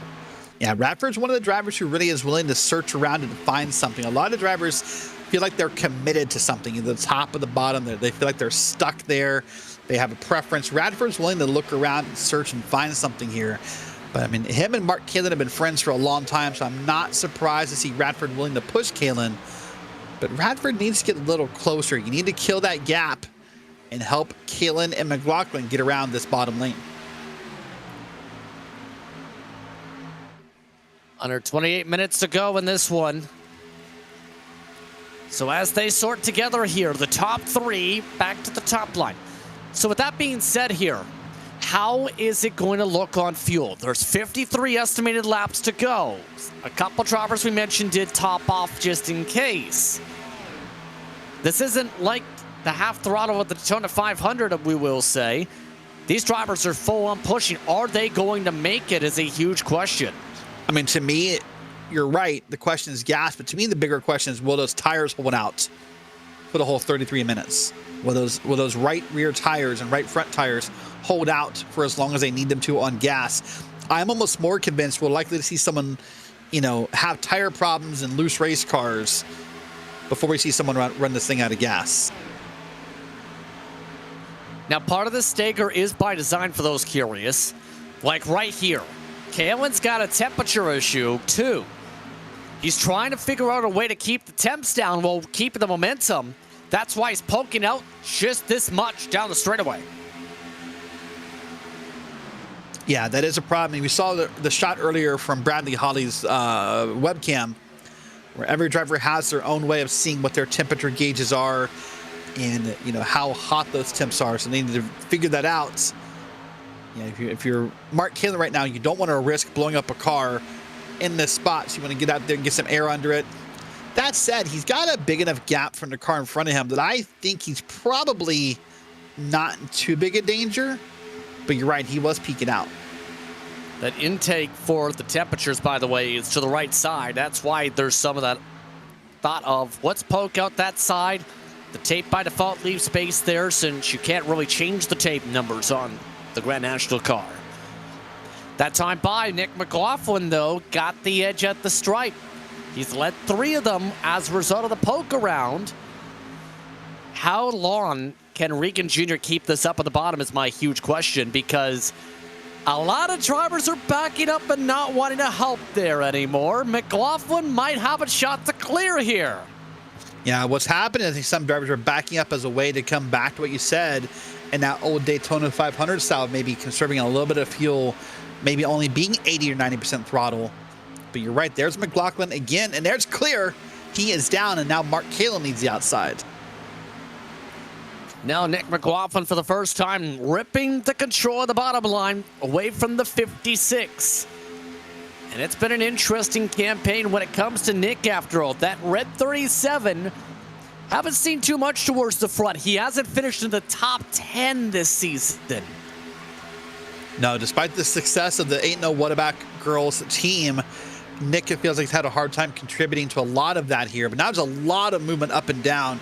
Radford went down and left Kalen. Then Jeff Evans went up. Now Jeff Evans is down. Now it's Mark Kalen by himself up there. And now Regan's going to move up. Now, a weird thing, Mark Kalen's got a problem with his gear shifter or something. For the second time this race, last time by the stripe, he went straight to neutral. As Regan Jr. retakes the lead, there's a chance Kalen might have a hardware issue in the pack here. Yeah, that's something to watch here and see what happens with it. But now teammates Richard Regan and Terry Radford are up on the top side here, trying to get Regan clear again. Now the question will be, is Regan going to be patient enough to clear both of them? Does he think he has the ability to clear both of them? There's Nick McLaughlin, by the way. Beautiful shot just from the top of that car. That is a creepy looking character, I want to say. I mean, I think that's the point of the banana. You can imagine what's below that in the real world picture. Hey, this is a PG broadcast, Justin Prince. That's why it's a PG race car. And You suppose he peels off his clothes at night before bed? Okay, didn't you just say we're PG? Yeah, but I was making a banana pun. Peels, it's all right. I'll explain it later. No big deal. And some parents will have to explain that after. Terry Radford, meanwhile, has lost all his help. It looks like now that Regan Jr.'s in front, Radford has no takers topside as they're about to reach lap traffic. And the lap traffic is all over the place. Yeah, Regan said he wanted to get down. Thought it'd be too much of an effort maybe to get Radford clear as well. That's Low and Dick up top, and is that Matt Gagnon as well? I believe up there in 14. And it looks like Radford had to force a hole. Everyone else able to get on by the single file in turn around the lap cars. First time they've been single file since really this entire race. Oh, not for long. There's Radford back up top. Got a little bit of, there's two of those cars up there are slow cars, but Radford's convinced. Is that Radford up there? Yeah. Yeah. He's does. convinced to make that line work, isn't he? By the way, being told that the potential to grab the audio might be a play with the gearing for Kalen. So apparently he is not having the issues in the sim. From what it's sounding like, it's an audio issue. We apologize for that. As Radford, he's got a couple takers at least peeking, I think but I no saw one Colton Lane committed. back there. Nope, Colton Lane went back down. No one's committed. And I don't blame him. If it's a fuel mileage race, you don't want to run out by running on the lap's topside. Now here's an interesting story of sorts. I saw James Morgan peek up high and thought he was going to help Radford, but they had a little bit of an issue a couple weeks ago where, you know, Radford was involved in a wreck, I'll put it that way, at the end of a race that caused Morgan to have his season worst finish when Radford just sort of, was in the way, to put it nicely. But Morgan has thought better of it and got back down in line. So if Morgan helps Radford, that'd be an interesting story. I can tell, since you're his team manager, that there were words probably said after. I'll just keep it at that. But for Morgan, he's just riding the status quo. Big block up topside. Radford had Bradley Hawley get shuffled to the top line in front of him. He nearly turns himself in front of Kalen. Yeah, Bradley Hawley wanted to get back down and this was not clear. Holy jeez, that's probably the closest one we've seen so far tonight. So in turn, I guess that's the way to say, let's go single file, boys. It really is here. So as I'm watching Morgan, it feels more and more like maybe he's just drifting up out of the corners and having to get back in line, or he's just questioning if that high lane is worth it. But you see in the corners, he gets back down in line. Out of the corners, he kind of drifts up a little bit here. Maybe he's just trying to prep himself in case that top lane starts moving. I don't know. Or he just wants to lead every lap and wants to be the only driver to get the top line where he's sidetracked in his way to fourth. Yeah. You know, side drafting is an interesting topic we should probably touch upon because it's something that I think happens way too much in iRacing official races. But honestly, as you've watched both the trucks and the Grand Nationals now here in the PRL, look how little we've seen of it. And look how clean the racing has been. Those two things are not accidentally connected. That being said, we're just about the time where the rear tires are starting to give way. And Radford, he's been developed. Keep in mind, he just spent last night in the eNASCAR College iRacing Series broadcast booth as a co-announcer. He also broadcasts a lot in the real world these days with companies like Pit Road TV, covering series across the Carolinas. He also is now at this point the official series voice intern for the Carolina Pro Late Model Series. Yeah, made a nice little run at things for himself and having a great job there. Terry, also a voice of the World of Outlaws on the iRacing channel on Monday nights. And doing a great job. But listen, if you want to race with Terry Radford or James Morgan or Richard Regan or others, we should remind you that registration is now open to everyone for Season 2 of PRL. JP, it's a great lineup of races. The Sunday Night Cup races. Monday nights is the prototype night with the GTPs, the LMP2s, and others. Tuesday nights are GT3s. Wednesday night, it's us, trucks and Grand Nationals. Thursday night, catch this, JP, new next season. The Formula Ds will be first, and PRL will introduce the Super Formulas as the new league on Thursday nights. That's going to be interesting. Here we go. Kalen got loose. 3 wide. Hawley getting doored in the corner. Radford having to take evasive action. Use the 184 as a save. That's a great save by everybody there to be 3 wide and keep it moving. But yeah, go to the PRL website and you can sign up for Season 2. And hey, you can end up on this broadcast. And in turn, Hawley, significant damage. A little bit of damage for Radford. That might hurt Hawley if he tries to take the lead later. Yeah, that very well might hurt Hawley. Now, Kalen's now, for the first time, going to push Terry Radford, sort of the opposite of what we've seen all night long. It had been Radford pushing Kalen, so we'll see how that plays out. This on board here is from Jim Westerfield here, part of What a Back Row. This is the replay of what happened, pardon me. In turn, a great save by everyone and not wreck it there.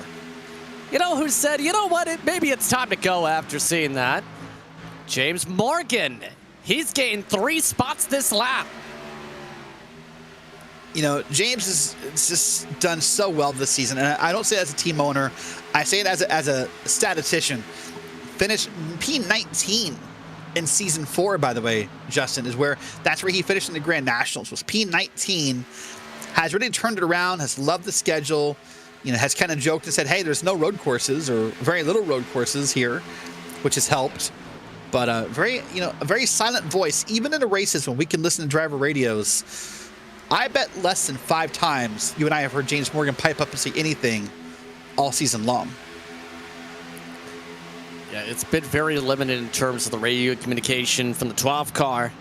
The only communication really was when he had that slide in the middle of 1 and 2. But now, with no help really behind him to push him, he's nearly up to 3rd. This is unreal. That's how well he saved the tires by running the top side, or this is how much some of the drivers are saving a bit. Oh, Terry Radford amongst those at the top. He spins it for the caution, and there goes the fuel strat. Terry Radford just avoids the pit cone, and that brings out the yellow. Yeah, as we were talking about how Morgan had no help, I saw Radford, the tail end started to come around, and the back end got out of the corner before the front end of that car did. So that's what's going to cause that yellow. And now, possibly for the final time, we have 4 tire stop for everybody. Couple close calls in turn there. That was in the heart of the field, mind you, for Radford. Not a surprise. He used the top a lot. He burned the tires.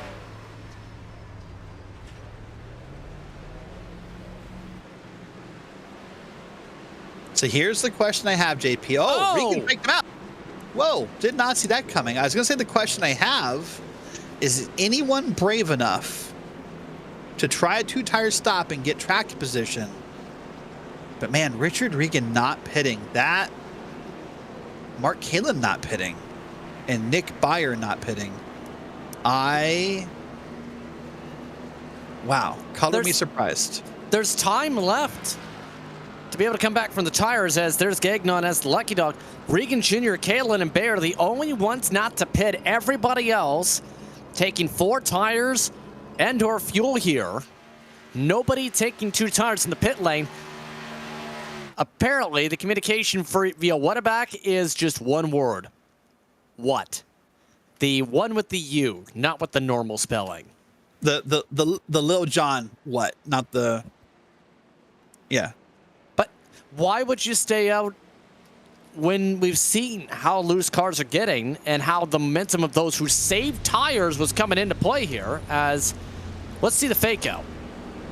Fake out is top notch. So let's start there and talk about that. That fake out is top notch. So the answer to your question of why is what you're thinking if you're a leader here, if you're Caitlin, if you're Regan, is you're thinking now what's going to happen.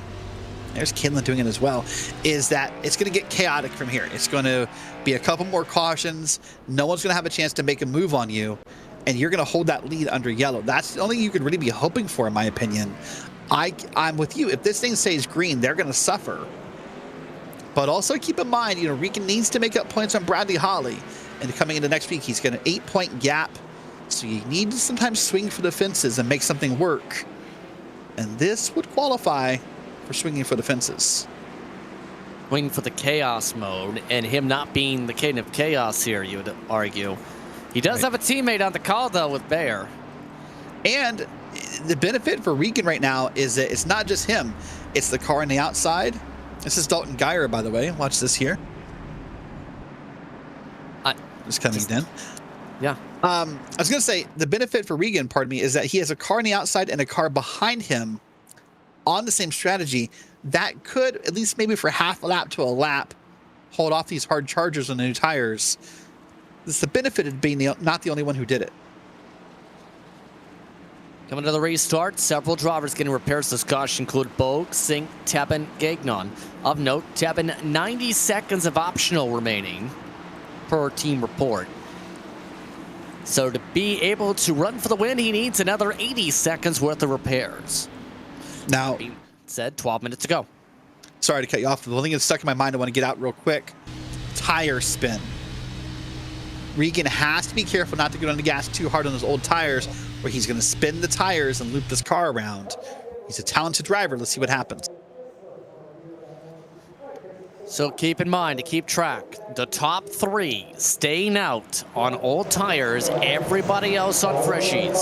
Green, green, green. Green flag is out, no tire spin from the bottom, no tire spin from the top. Now the battle for the win, potentially on here. RPM machines getting a good launch, 1 and 2 now in a 1 and 2.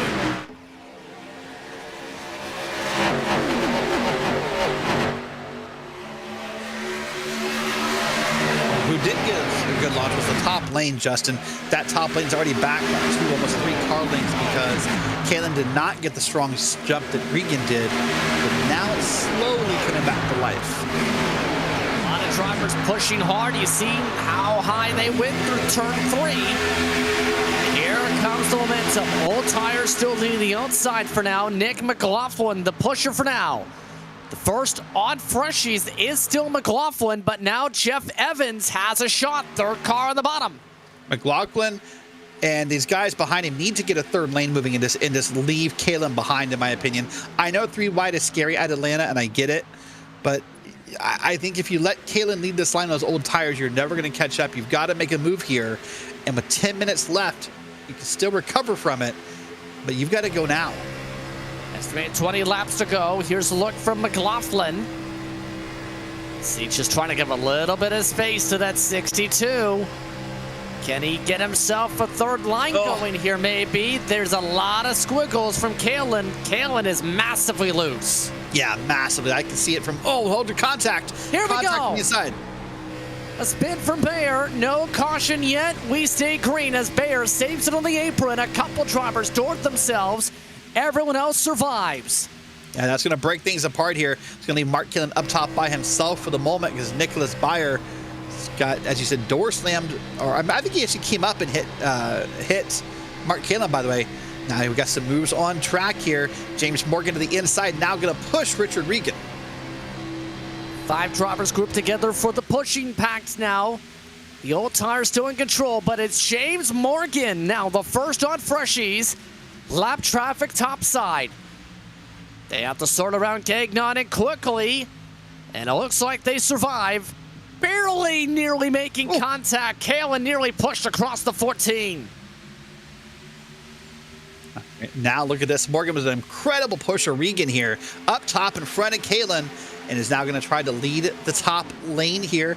Jeff Evans now takes that spot of pushing Regan. He's done it before. So that's good news for Regan. You have someone behind you who's been pushing already. That must give you a little bit of confidence in knowing it's someone you trust versus a new person. 4 cars up at the top line. Morgan wants a chance to be in victory lane. He hasn't won in this series yet. Now he's got a chance to get some side drafting on. He tries to figure out a way to get the top to group together. The numbers are better on the bottom right now.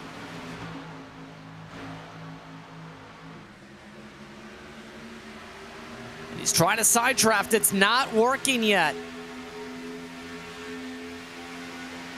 No, it's not working yet at all. He's going to have to get a better push, probably from Kalen. Kalen's having, oh my goodness, too hard a time staying in line. And man, Bradley Holly, I think that's who that was, barely clear of James Morgan. Jeff Evans below the red. Oh, that's a block below the red line. Jeff Evans slides it. Where was Evans thinking he was going? I don't know, but that's going to kill the run for Richard Regan. Now it's going to put, I believe, Bradley Holly up to the lead. No, Morgan. For the lead, James Morgan crosses up Bradley Holly. Morgan for the first time all day to the point. And remember, with that previous move, drivers before today were told do not go under that red line to advance position. That nearly just about happened in the midst of that chaos. In turn, Morgan, with under 8 minutes to go, leads. Here's a look from Jeff Evans after the crossover. Yeah, crossover. It looks like Regan blocked the crossover is what happened to him, but Jeff Evans was committed. That's what I don't get. Why? I mean, you have to lift and get back in line. Otherwise, that happens to you. You've gone from second back to 17th on the board here. This intensity has ramped up here. We're 6 minutes out, and I believe, JP, we're probably just on the brink of point of no return. We're close to the borderline here, about 7 minutes to go on the clock. Bradley Holly wants a chance to build momentum. He's got a lot of teammates behind him, though. Morgan does not have any teammates, period. The problem that Bradley Holly has is with how loose Caitlin is in those old tires, it's harder for Caitlin to get up there and push. What Holly needs is Caitlin's now massively loose back in the pack. Holly needs someone with newer tires like a Nick McLaughlin to get up there and push. Here goes Regan, though. And now he links up with the fellow PRL great. Top side, Regan Jr. Holly lining up for the bump. Morgan. Oh, Holly left him. Nope, maybe not. Nearly slid down into Morgan. Regan Jr., though, gets the help to clear. And Holly, now he's got no help. Terry Radford's the next closest to him. Now we've got the 60 car here back behind Morgan, now pushing that lane from a little bit of a distance. As you said, now it's Radford and a Bradley Holly. This is good news for Bradley Holly. These guys are really good friends, and I'm sure that Holly trusts Radford to push here. But man, that inside lane is as dominating no matter who's leading it right now, because Morgan's almost clear again, and I bet he moves back up. Point of return, 1 minute away. Holly leads topside. Regan Jr.'s led most of the way, 73 laps led. Will Morgan ditch him yet again? He is in the shot to be able to move up in front of Holly again. With 5 minutes on the clock, Morgan trying to set things up for another pass for the lead. He's got the gap right here. This has got to be it. You've got to make the move with the threat of a caution ending this race. You have to make the move when you think that top lane is coming. You cannot wait here. Here's Mark Kalin back in the field, by the way. Fell off of that draft finally. He was running in ninth. He had a slide. No move, though, from Morgan himself, though. Point of no return this time. The point of no return means that if a caution happens now, there's no way we think mathematically that we come back around and get this going green again. This is what happened to Mark Kalin on your screen. Just got it below the red line, 2 tires, and the car got loose as if it wasn't already. And that leads to a huge question. How long do the 56's tires last? Holly, he's got himself a run. Bradley Holly's only led 1 time today. His second lap led right there. Radford, the one pushing him to the edge right there with 4 minutes on the clock. Side by side, multiple rows deep. And Holly's going to lose a little bit of gap here because Radford was not up on the back bumper. And that'll leave a little Bradley Holly to fall back a little bit here. But you're right. The question, you have a valid question I sort of forgot about, is that Richard Regan didn't take tires either. So how long do those tires hold out? He's doing a great job here. And it got a little squiggly there through the tri-oval, but everything's okay. An estimated 7 laps to do something. The Neon is a 56. Wanted to lead all the laps. He's still up in front doing so. The Curlman Red, 184 of Holly, gets a huge shot from Radford this time.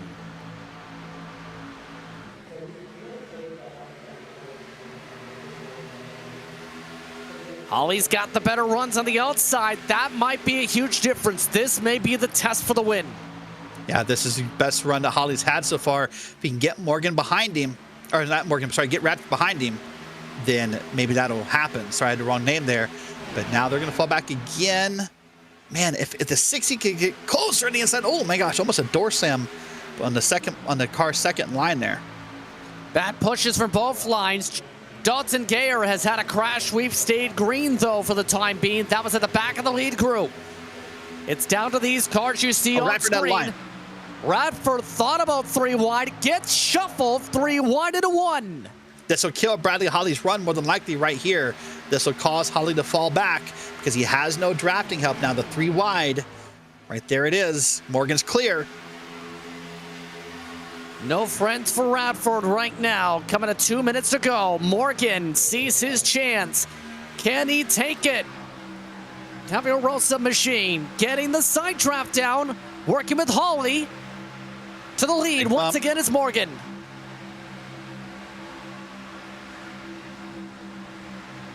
And will Morgan keep with the help for the rest of the way here? He's got 3.5 laps in the back and forth for the win. And right now, he's just got to be committed to this top lane. There's nothing else to do. He's got to be basically full foot down. Just don't side draft too hard. Don't put yourself at risk here. Let the lines play out. You've got the most winningest driver in PRL behind you, and Bradley Holly. Just let it happen. But if you get clear, I would get down. Oh, not yet.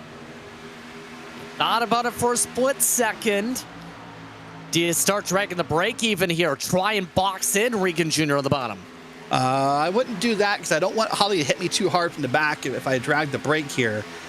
But just keep at it here. That's about 1 minute to go at the line, so probably 2 laps to go. There's a look at 36. He in the 06, Joey Tebbin.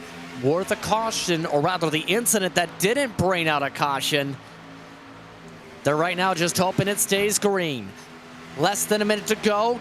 Expect this to be 2 to go at the stripe, if not 1 to go. This could be borderline. It's going to be tight. It might be white flag lap based on the time right now. Yeah, we're 40 seconds right now. I would think we're probably going to be white flag when we come around. Oh, there's a lap car. No, no, no, no. They're able to get through it. And I don't know if we'd seen the white or not. This could be borderline on the time here. This is for the win. Can Morgan get the numbers built up? Several drivers just had to back up because of issues for Thomas Sink, losing several for the pack. No caution. We still stay green. 6 seconds green. Up on the clock. This is the race. Down to 3. There's the white from Barney. 0's on the clock. Final time around from Atlanta. Oh, the wrecking behind. Wrecking. And a huge wreck for all the leaders. James Morgan is the only one to get through. Steve Loving not close enough to get a draft down. For the first time in his career, James Morgan will come through turns 3 and 4. He survives the big one, coming to the checker flag. James Morgan, a first-time winner of the PRL, gets it done after the big one on the final lap. There you go, buddy. Got your first one. And what a finish. Steve Loving got through for second, and then everybody else, it was good luck.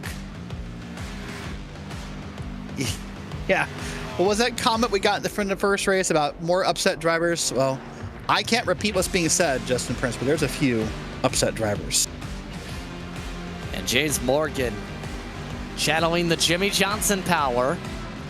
It's time for a little bit of, well, wait for it. How to do it? There it is. Confetti.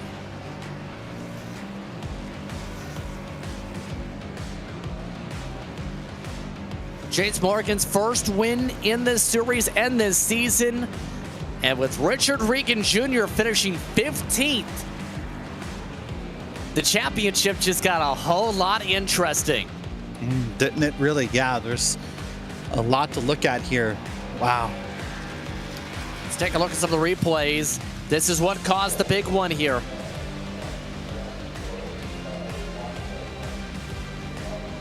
This contact, and I think from the second lane back, I think, is where I saw it with Colton Lane, and I don't know who that was on the bottom. I couldn't tell, but wow. I believe that was Radford. I think McLaughlin we've seen with a blown motor down there. He still managed to finish inside the top 10, trying to wheel this thing to the checkered.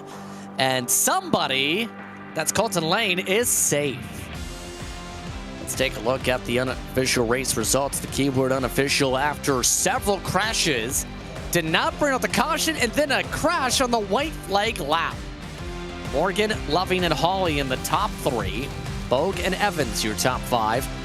Dominic Begin struggled most of the day. He finished 6th after the crazy crash.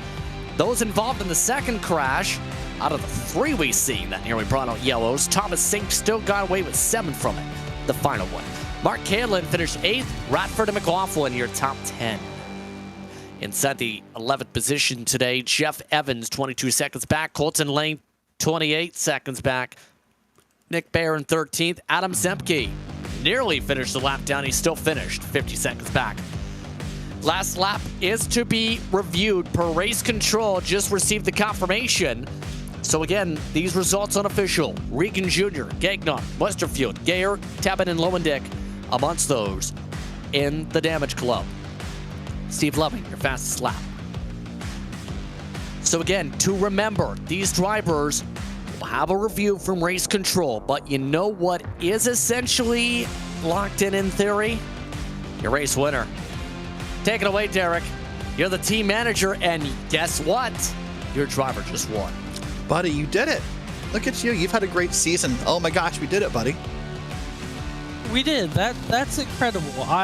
There was different points throughout today that I was like, I have no idea how I'm going to get myself in position, but it worked out at the end. That was a crazy last 10, 12 minutes. I'm not even 100% sure what all happened. Wow. So walk us through the last lap. So at this point, you've been stuck to the outside for a couple of laps. I have to ask, if you had cleared Regan, were you going to move down or were you stuck to Holly?